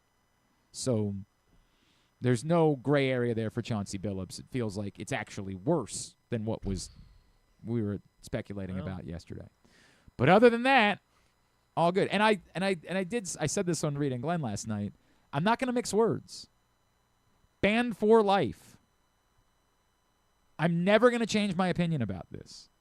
It is imperative that the leagues do everything in their power to prove that the integrity is as intact as it possibly can be. And the way that you try to make sure that no one else gets the idea. Spare me so the leagues can profit off of DraftKings, but this guy can't be involved. Spare me all of that bullshit. You know the deal. You want to play or be involved in the NBA, there's one thing you can't do. This, of course, is dramatically worse than just betting on the NBA. Like, this is quite criminal. Other guys that get banned just have to go play in Europe. Like, these guys might be going to jail. This is a crime. But I never have any amount of sympathy for anybody. This is the scarlet this is the cross. This is the line. You cannot. Lots of other things. And we can have opinions about the other things that we allow guys to come back from. And I have plenty of opinions about domestic violence, sexual assault, and all those things. But unquestionably, for the integrity of the game, every player that comes in the league that's thinking about it has to know the moment you do it, you're going to get caught. And when you get caught, you're banned for life. That's it. Because that's the only way you can attempt to try to prevent guys from thinking about it, is by leaving no gray area. No, well, you could be a redemption story 5 years down the road. No. Period. You do it, you're getting caught, you're never playing again. Period. And I get it. It becomes problematic if it's an actual star. Like, it's easy to say, okay, we'll survive with no Terry Rozier. Like, as Caleb brought up last night, do we have reason to think that could have been Shohei Ohtani? And the answer is maybe. It's a very hinky, we all know, we all have questions about it. And I would say the same thing. Shohei Ohtani might be the greatest baseball player, not just of an era. There's a conversation about, as we had the other day, right, Drew and I where he is. Yeah, something like that. Where he is on the list of the greatest baseball players of all time. But if Shohei Ohtani was betting on baseball, he should be banned for life. Period. All right. Boy, you keep wondering when the next, if that's what they got on day one, what might they have on day two? We continue along here on a Friday edition of GCR. We had to do this a little bit earlier on, but as we get ready for Ravens-Bears on Sunday, a chance to catch up with a current Bears linebacker and former Terp, our friend Ruben Hyppolite, with us now here on GCR. Of course, Ravens-Bears coming up this Sunday here in Baltimore, which means our next guest is back in this part of the world. He's not originally from here, but he's our guy because he was a heck of a Terp. He is Bears linebacker Ruben Hyppolite, and he is back with us now here on GCR. Ruben, it's Glenn. It's great to see you, man. Thank you for taking the time for us. Glenn, appreciate you for having me, man. Appreciate you always. Dude, I remember talking to you before the draft, and we were talking about how you were getting overlooked, right? Like, you weren't getting the invites, you weren't getting the hype. Did you know, like, deep down inside, did you know, man, none of that matters? I know that these teams love me. I know that I'm going to hear my name called pretty early in this process and everybody's going to be shocked. Or did you go into draft weekend still, like, a little nervous about it yourself? Yeah, I knew I was going to get an opportunity. I never doubted myself on that. Like I said, I knew my ability. I knew what I brought to the table, not only as a player but as a person. And, just meeting with the different teams that I, visited during the pre-draft process, and then having the type of pro day that I had, I was gonna get an opportunity somewhere. Didn't know where, so I went to draft weekend and didn't know where I was gonna land at all. And that was the only nervousness I experienced, if you will. But other than that, I was like, my mindset was set on getting drafted, just didn't know where, and I knew it was a good opportunity. I remember you telling me, right? Because it's sort of similar to the story of how you ended up at Maryland too, right? Like, you have, for whatever reason, been overlooked at times. Yeah. But I feel like once you get that call, did you feel like, hey, man, I know this might not be even after getting drafted, it might not be the easiest path, right? There might be weeks where maybe I'm not up on that particular game, but given what we know about you, your attitude, the way that you worked, did you just feel like I'm ready? Whatever it is, whatever it requires, I'm ready to do it. Yeah, definitely. I mean, you got some injuries early in the year, so I get some playing time there, and then guys get healthy and come back, and I have great vets in my room as far as the linebackers go. So it's a lot of great guys ahead of me who obviously have great respect not only amongst our team but in this league. So I've just been learning from them, taking in all the information I could take in, being a great teammate. Prepping for, still prepping for game plans, still, in tune with everything. But really, I just been, all eyes and ears, which I have no problem doing because I understand when it's my opportunity to really run the show, I'll be ready for it. So I just been crafting, just been working, building close relationships with those guys, learning, and just experiencing everything. Like you said, Glenn, I was willing to experience everything that came with it. I wasn't scared of anything. So. I appreciate that about you. It's part of what we love about you. Ruben Hyppolite. We're going to have to stop saying nice things in a second, though, because you're coming to Baltimore on Sunday. You know how this goes. Ruben Hyppolite with us here on GCR. I remember you were a huge Ray Lewis fan, correct? No doubt. What, again, provided that you're up for Sunday, what would it mean to you to, walk out on that field and be playing football and playing linebacker at the place where Ray Lewis played? I mean, if I'm up or not, man, just being at M&T, at Maryland, we would always go and watch preseason games there on the field. So it's just a different light, just playing there and just being there, on the field rather than watching from the stands. So, I mean, regardless of how the situation pans out, it's going to be great just to be there and experience that, experience the environment as a player and not, as a player rather than a fan. So, I'm looking forward to it. I'm excited about it. I'm gonna get to see people that I went to school with, and my extended family, as I call them, again. So we went up there, played the Commanders, so we're gonna play the Ravens too. So I'll be able to see them twice. So it's gonna be good. That's really cool, man. I imagine what's been going on with you guys these last 4 wins, and some of them, coming down to the literal last moment, right, in order for you guys to get them. How would you describe what the feeling has been like? What's been clicking that has allowed all of this to come together for you guys to run off 4 straight wins? Yeah, it's been a great feeling. I think, we're all bought in.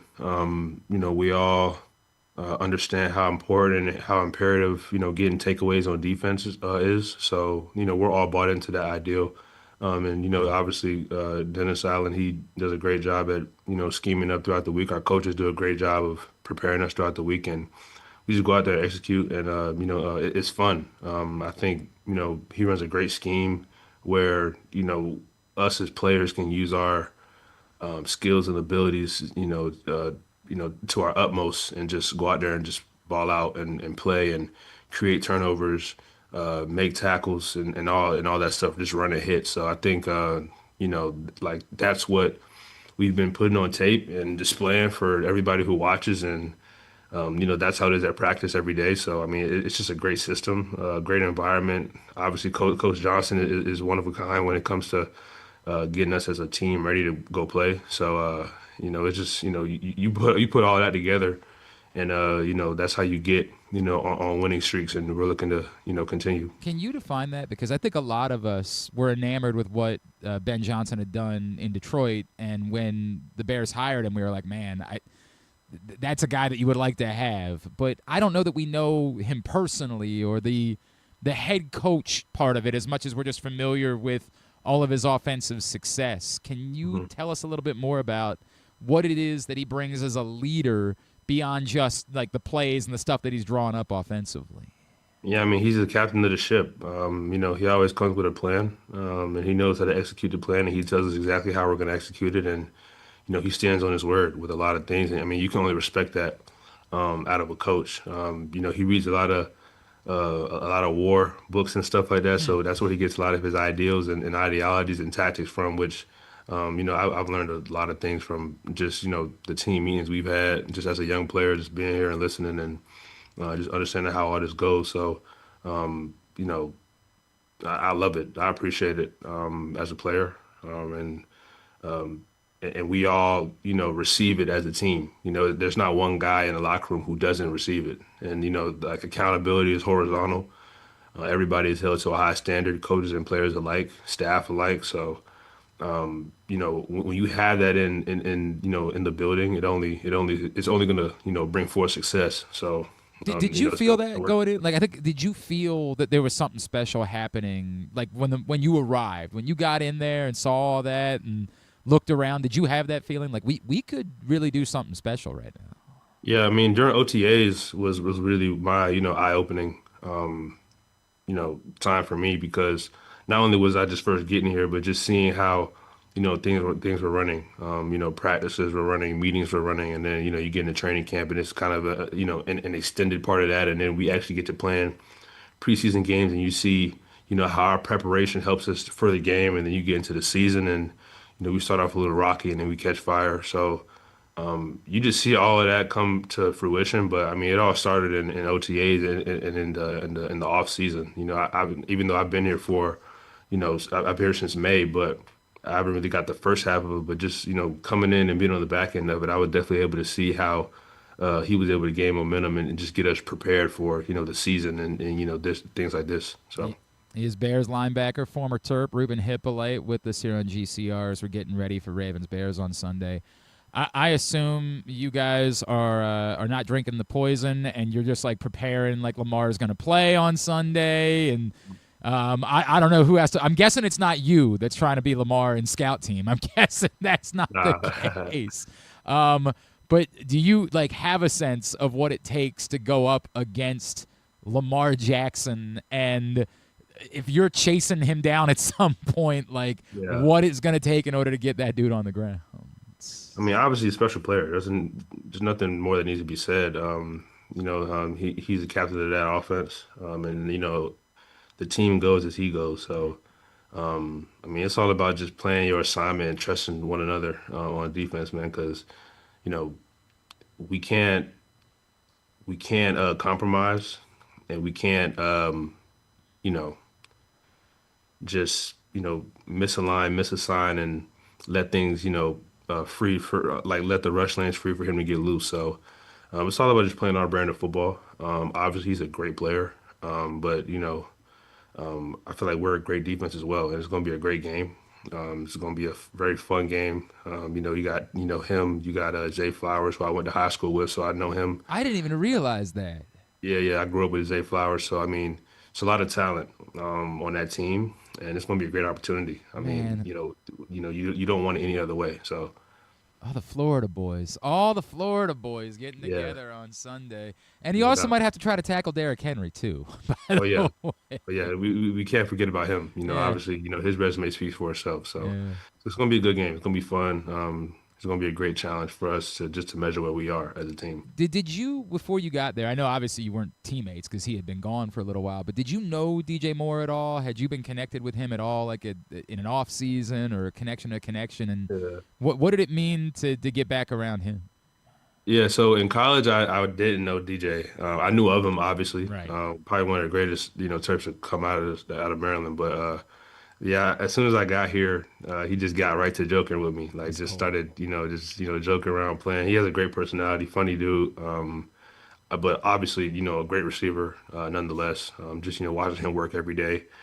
You see why, he was drafted as high as he was, and why he's had continued success in the league. So, but him and I talk on a daily basis. It's great to build relationships with guys that that went to your school, and that obviously I've been great, blessed enough to be on the same team as them. So I mean, it's been great. It's been fun. So that's awesome, man. And then I'll wrap with this. We know Maryland's defense is really good. Like Sidney Stewart, Mathis, those kids are special. They're special. Are you screaming at the TV as much as like this is it's the damnedest thing that this defense is this good, and yet has had these issues at the end of games? You're like, It's so tough because I know this is an incredible unit, but it's just tough to watch this last couple of weeks. Man, like I mean, it's Glenn. I tell you, it's so being on the outside of it now. Yeah. I kind of understand it now. As far as like watching it as a fan and watching it as like like an outsider, if you will. But like I've been to 2 games. I went to the FAU game and I went to the Washington game because that was week 0, and then I went during my bye week. So like I've been around the guys and like Daniel Wingate, Kenny Stewart, like and it's crazy because like I play with these guys, like Jalen Husky, LeVan Scruggs. So like I play with these guys and I know how hard they work and what they put into it. So to see them come up short, especially in these last, I think it's with like 3 games or So it's been tough, but I still have faith that they're gonna right the ship. Obviously the defensive group is special, and they're young too, which is they're gonna be there for another 3 to 4 years. So it's great for the team, and obviously Malik is one of a kind. And then you got all those guys on offense with Shalik Knox, who I played with too. So like they're gonna get it right. I have faith in them still. And homecoming next week, so they're gonna have some juice. I know they are. And the thing about this team is they're such a young team, so all this is still so new to them, and they don't really they're not like guys like me who I've been through a 3-win season, 4-win season. Then I went to 3 straight, so they don't really have the background of like what it was versus what it is now. So these guys are like, I feel like they're better off and they're going to get it right, because they're learning. They're all learning. They're all freshmen. They're all first-year players, second-year players, third-year players. So they're going to get it right. I have faith in them, and they're all talented. So it's only a matter of time till they write it, and they'll be good, man. And I got faith in Coach Locks and the whole staff, so everybody will be good. The talent, it does hurt though, but they'll be all right. It's painful, man. The talent is undoubtable, man. Like they are incredible. Yeah. At Ruben Knows 1 on Twitter, and it's just Ruben Knows on Instagram, right? Yeah, it is. Ruben, we root for you. Yep. You just also understand we're not really like rooting for you on Sunday. Like you get how this goes, but in general, always rooting for you, happy for you, and all the success you've had, man. And may there be a lot more. Thank you for taking the time for us, as always. I'm glad. Appreciate the support always, man. I always love, so I appreciate it. That's Ruben Hyppolite, Bears linebacker, former Terp, getting ready for Sunday, and man. It is very confounding, right? Because this is not the fault of Maryland's defense, like at all, on the whole, and yet that still happened when they've needed to come through the most at the end of games. So very, very frustrating. Very, very frustrating.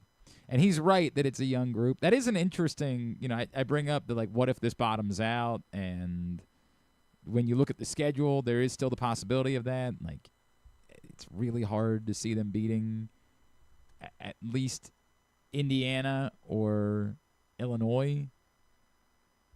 And so, like, if you lose one of these other, like if you lose a Rutgers, you lose a Michigan State, something like that, like this could bottom out. Why are you putting that out there? I'm not trying to. It's just the reality of the circuit. What's the other game? What am I forgetting about? What's the you other? said Rutgers, at Rutgers, at Illinois, right. Home against Michigan, at Michigan. State. Right, Michigan, yeah. Home against Michigan. Like, you're looking at that, and there's 3 games right on there that you are really struggling to see them win.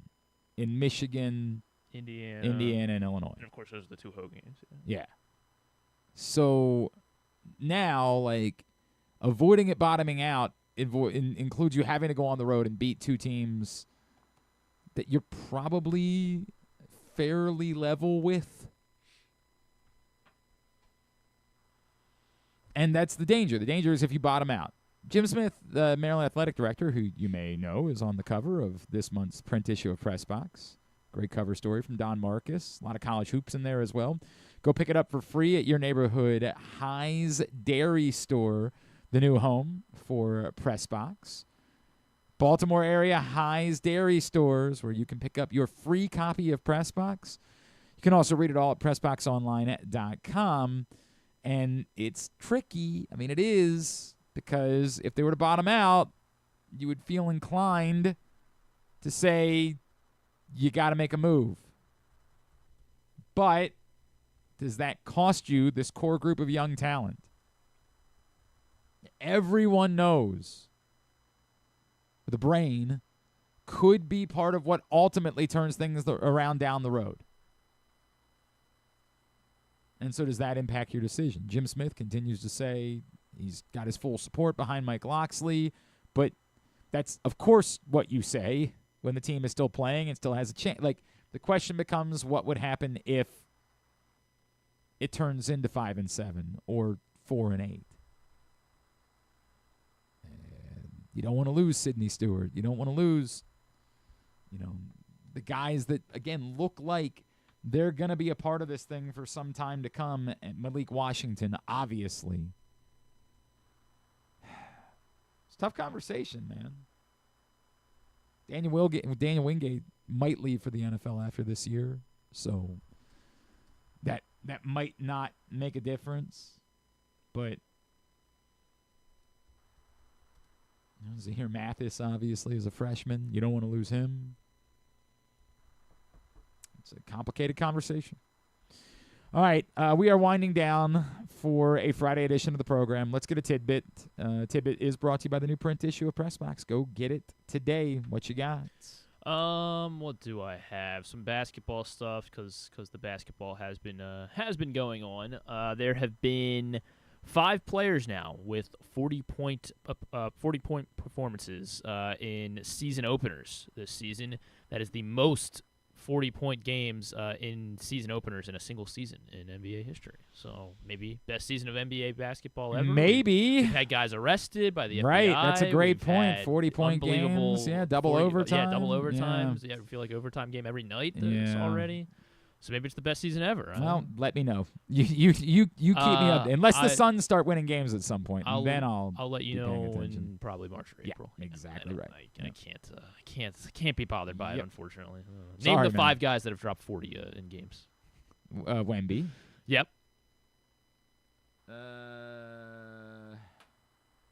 Specifically, their openers. Yeah, so 5 guys in openers. I don't know how many people have even played 2 games. Shea will be my other tidbit here. And he dropped dropped 55 last night. Oh, how about that? But that was his second game, so not as impressive. I believe you. Who else did? I mean, I guess I'm gonna have to just guess the most. Did Jokic do it? No, he didn't. Did I mean, there's they're good players, but it's like why would you? Did Luka do it? Yes, Luka did. Okay, Luka did against the Warriors. Did Steph do it? No. I know VJ Edgecombe had a big game. He did. He only scored 34 though. Bum. Yeah. That guy sucks. Edgecombe's 34, the third most ever by a rookie in his debut. 2 guys have scored more in their rookie debut. I know I'm all over the place now, but you are really. It doesn't help me at all. Other guys that dropped 40 in their debuts: Tyrese Maxey, Anthony Edwards, and Aaron Gordon. Is Anthony Edwards on this list? Yeah, these are the guys that dropped 40 in their. I thought you meant this was the. Oh, okay. Yeah. I thought this was the other thing that you just brought. No. This is 2 guys have scored more than 34 points in their NBA debut. NBA debut. Got to go back to 1954 and 1959, respectively. Elgin Baylor. No. 54. The 54 one, I'm not sure you can get. I don't know. Oh, I mean, like, good. Would you know? Would you know any of the 1954 Milwaukee Bucks? Like, don't think I do. Were they the Bucks? I assume they were the Bucks, or were they like? Yeah, that's a good question. I don't know. Milwaukee, we'll say that. Okay. Frank Selvey. Nope, would not have gotten 35 Frank points Selvey. In his NBA debut, the most ever in an NBA debut. I feel like I was more likely to get the guys on the other list than I was to get these guys. Oh well, you weren't quick enough. Was the other one Wilt? Yes, Wilt. Okay. Wilt in 1959 scored 43 points in October of '59, his NBA debut. Then the other guys, not a whole lot of. Isaiah Thomas dropped 31 in his debut with the Pistons. Lamar Odom apparently in '99. How about that? Dropped 30. Allen Iverson. So Edgecombe set the new Sixers record. AI dropped 30 in his debut in '96. I saw a trailer for the doc, and then it heavily featured Stephen A. Smith, and I said, I'm good. And I get it. Stephen A. Smith was, I think, covering him for the Philadelphia Daily News at the time, but nope. I'm good. No, thank you. I'll pass. Shea, and then this will be the last basketball one that we got for this week. Shea, with the 55 last night and then 35 in the opener on opening night, he has scored 90 points through his first 2 games. It is the 4th most. Jesus. In the first 2 games of the season. 3 guys have scored more in their first 2 games of a season. Kevin Durant. No. James Harden. No. Harden scored 82 in the first 2 games of 2012, but not 90. LeBron James. Nope. Kobe. Nope. Wilt Chamberlain. Wilt Chamberlain twice, actually. Wilt dropped 106 between his first 2 games of 62 and then 105 in the first 2 games of 1961. Michael Jordan. Michael Jordan, 86. Okay. 91 points. Is that it? One more. God damn it. He scored 95 in his first 2 games of 2016. Steph.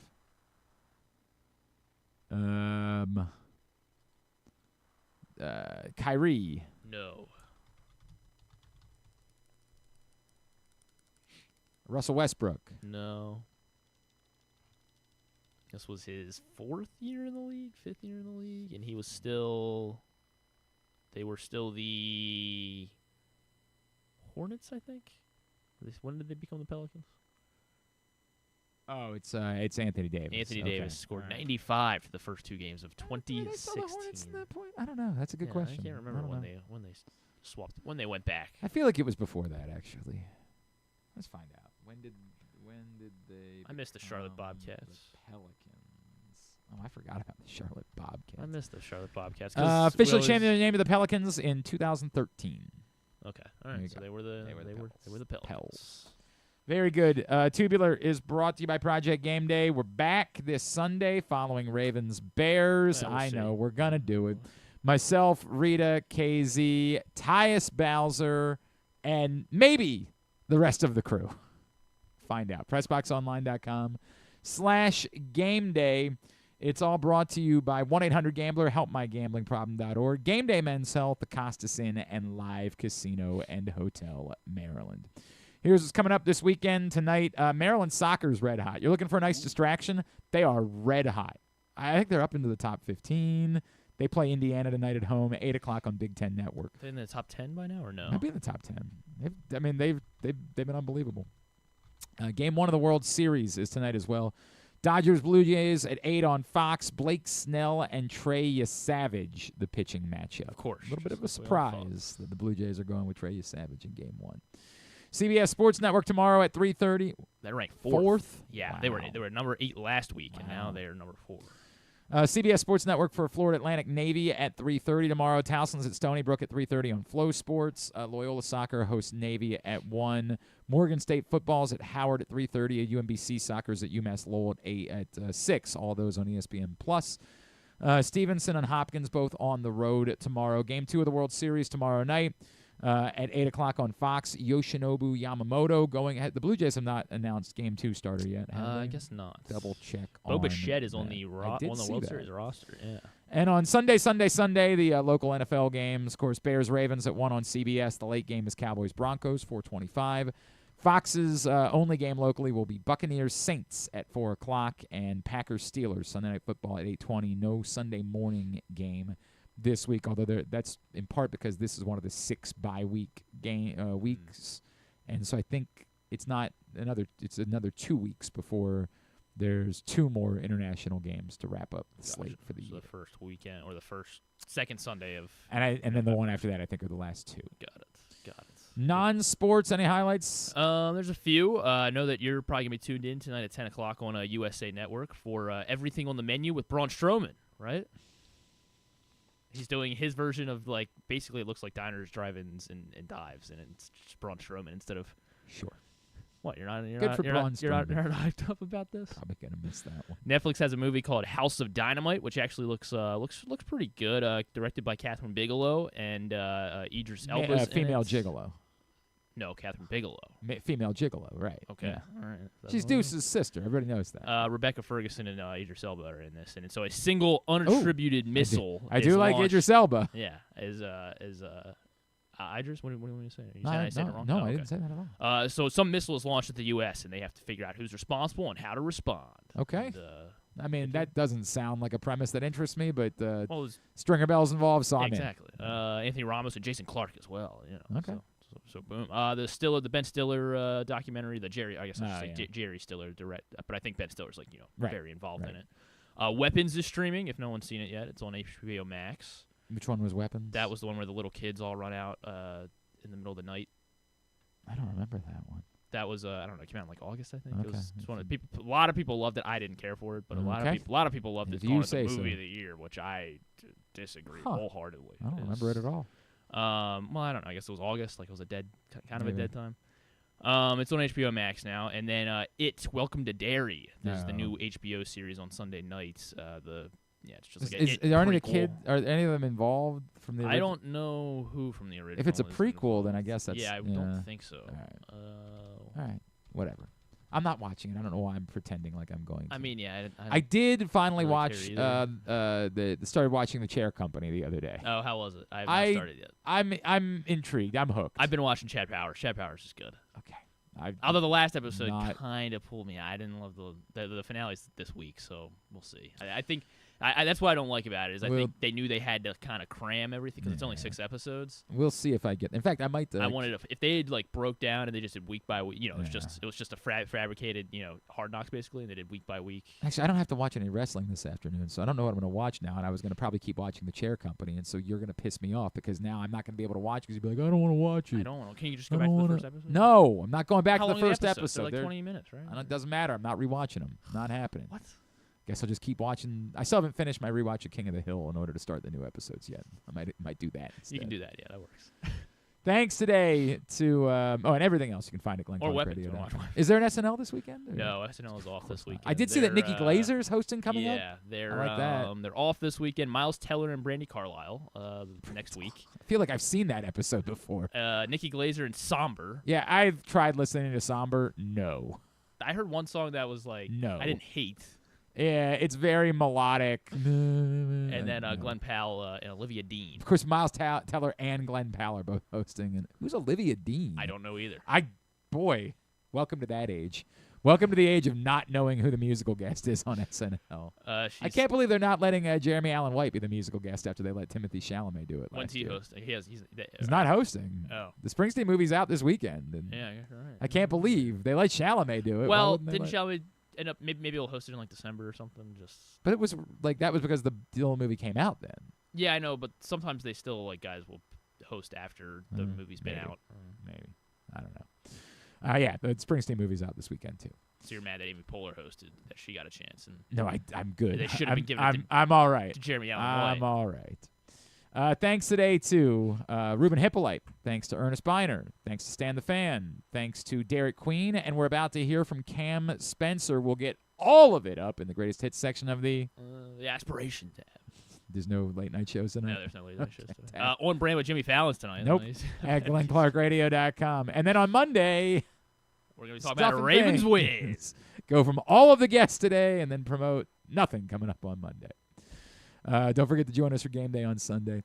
Thanks to everybody at PressBox, all of our great sponsors and partners, including Game Day Men's Health, 1-800-GAMBLER, HelpMyGamblingProblem.org, High's Dairy Stores, CountySports.zone, your local Toyota dealer, BuyAToyota.com, Nick's Fish House, Costas Inn, and much more.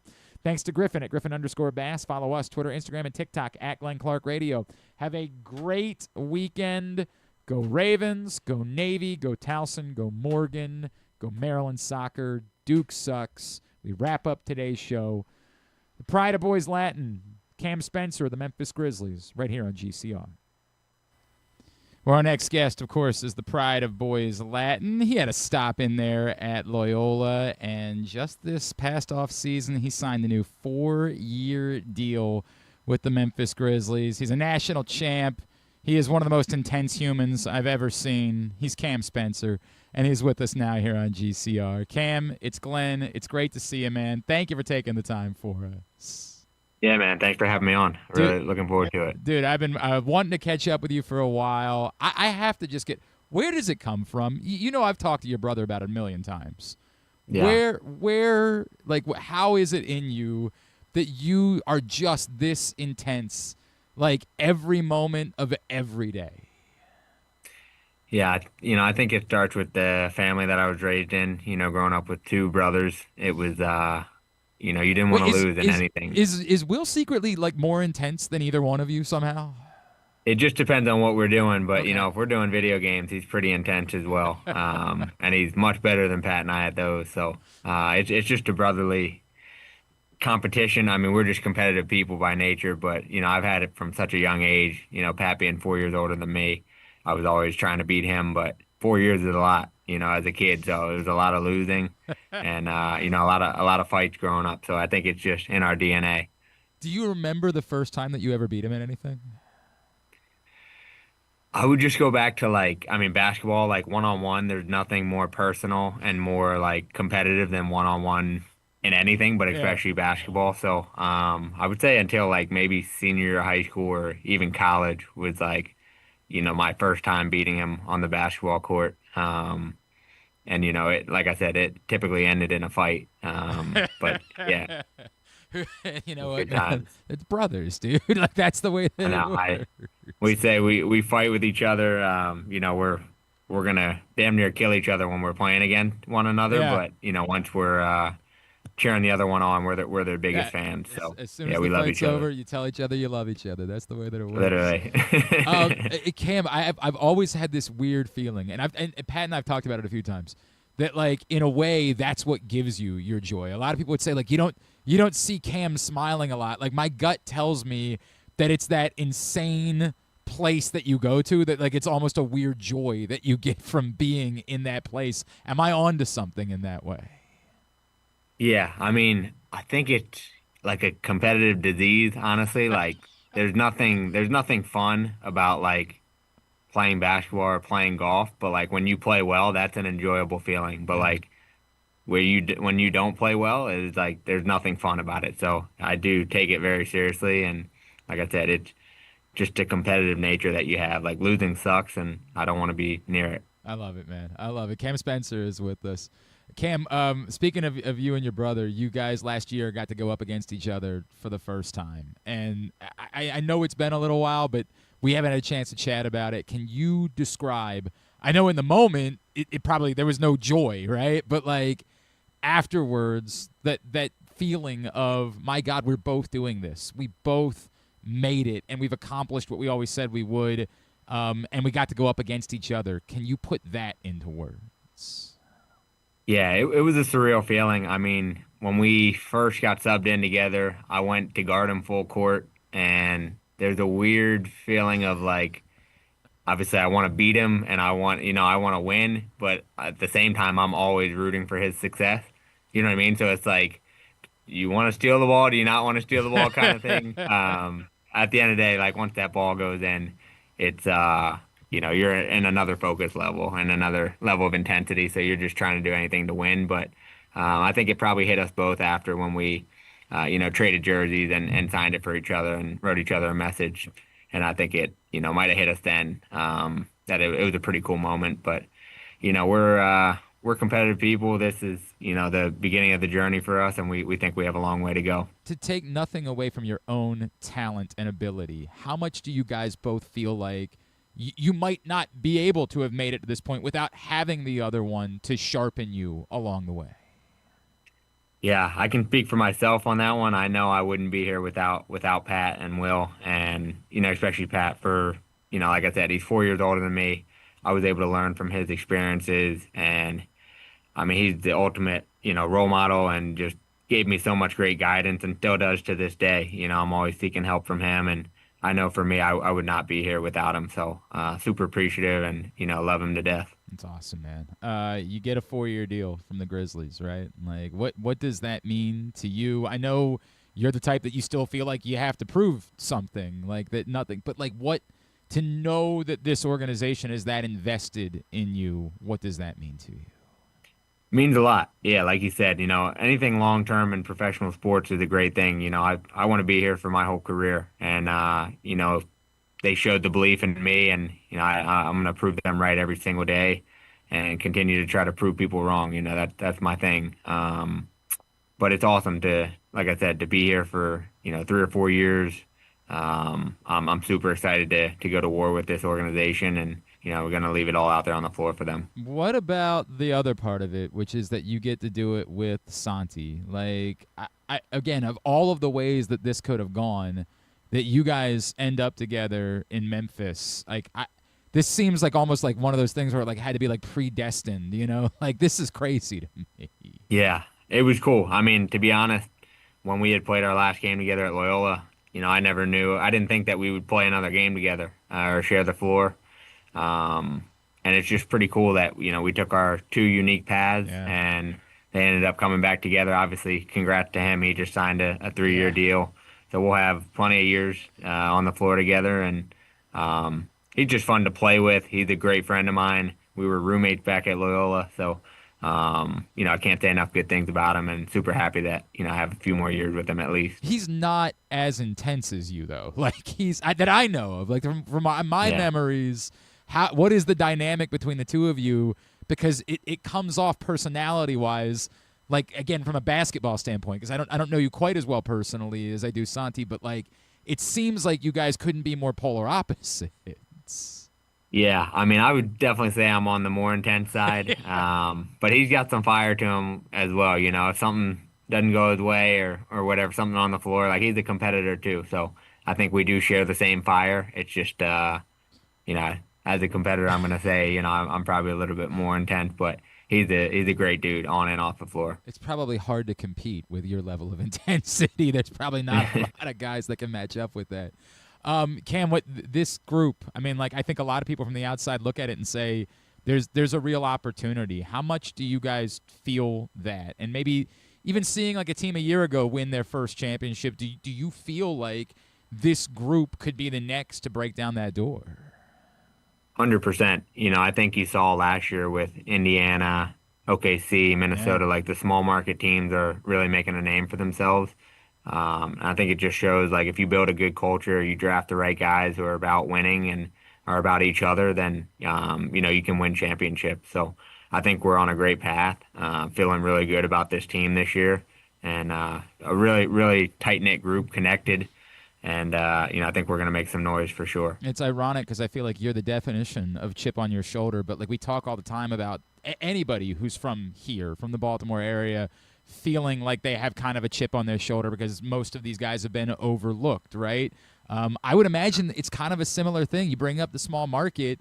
Like, do you feel a kind of connection to Memphis, to that community, and being overlooked? And does it remind you of sort of your own story, your own path coming from here growing up? No doubt. I think that was, like, one of my favorite things about first coming to Memphis when they drafted me was they always had that blue-collar nature about them, and that they played with that edge. You could tell, like, they had a chip on their shoulder. They wanted to prove people wrong, and I think our team has that, and this organization and city has that. So very similar to our Baltimore roots, like you said. I think if we're just, in Tennessee versus in the Northeast. Right. Like, I mean, it really does. It feels like there's something very similar there. And obviously we're all rooting for you guys now. Like, that's the way that it works because there's two of you. We need to make that happen next. Did you know, you guys aren't anywhere similar age-wise. Like, did you have any connection? I know you guys went up against the Pelicans. Did you have any connection with Derik Queen at all? No, he actually asked me at the free throw line. He said, did you go to Boys Latin? And I said, yeah, but obviously, I'm not trying to talk during the game. I'm not your friend at that point. So after the game, I had said, I'd forgotten that he went to St. Francis, but during the game, we're not friends. So I'm not looking to chat too much. I love. Dude, do you know how much it makes me happy that it's not this is not pro wrestling to you? Like, this is, you are who you are. Like, and Derik, I know, is a really friendly guy. He's actually on the show today too, ironically. But like, he's a really friendly guy, and I have no doubt, like, he's just trying to be friendly, and you're like, bro, no. Like, I gave him, I said, yeah, maybe. Answered whatever he had said. I think, did you go to Boys Latin? I said, yeah.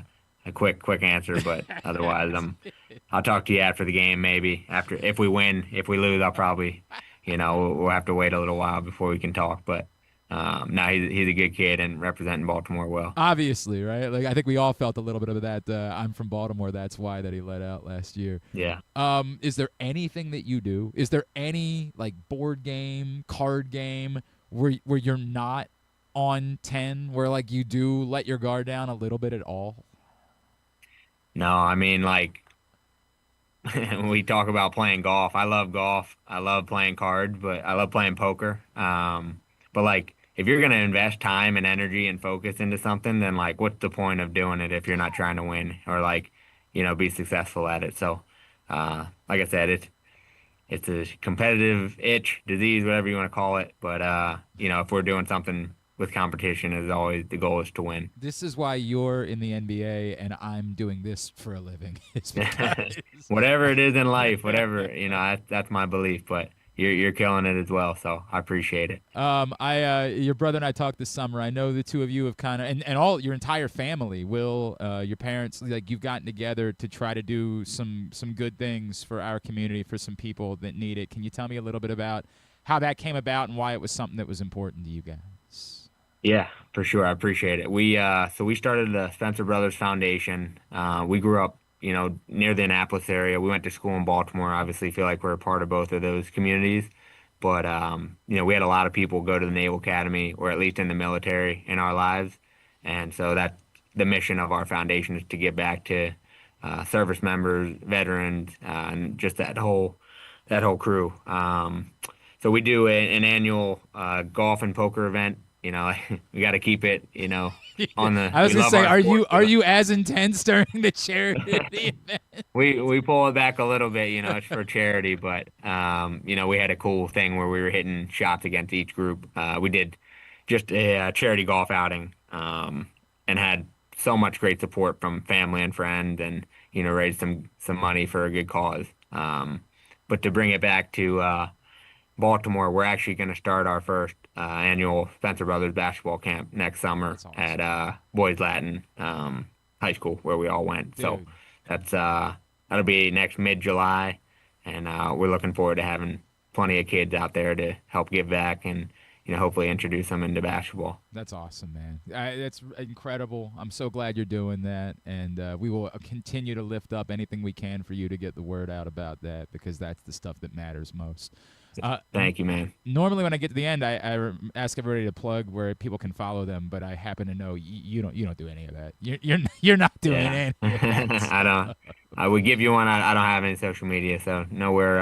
Like I said, the basketball camp would love to have some people or kids come out to that, and then the foundation are the two things that we kind of look to promote. SpencerBrothersFoundation.org is how you found out more about it, and it's an awesome thing you guys are doing. Tell your mom I said hello. She's always been nothing but wonderful to me over the years. We can't wait to see you guys back on campus. I know you're going to be busy for a while. I know that's how it works, but I have no doubt at some point soon we'll see you back on campus. Cam, thank you as always, man. Continued awesome success to you, and appreciate you taking the time for us this morning. For sure, man. Thank you for all the support, and we love Baltimore to death, so try to represent you well.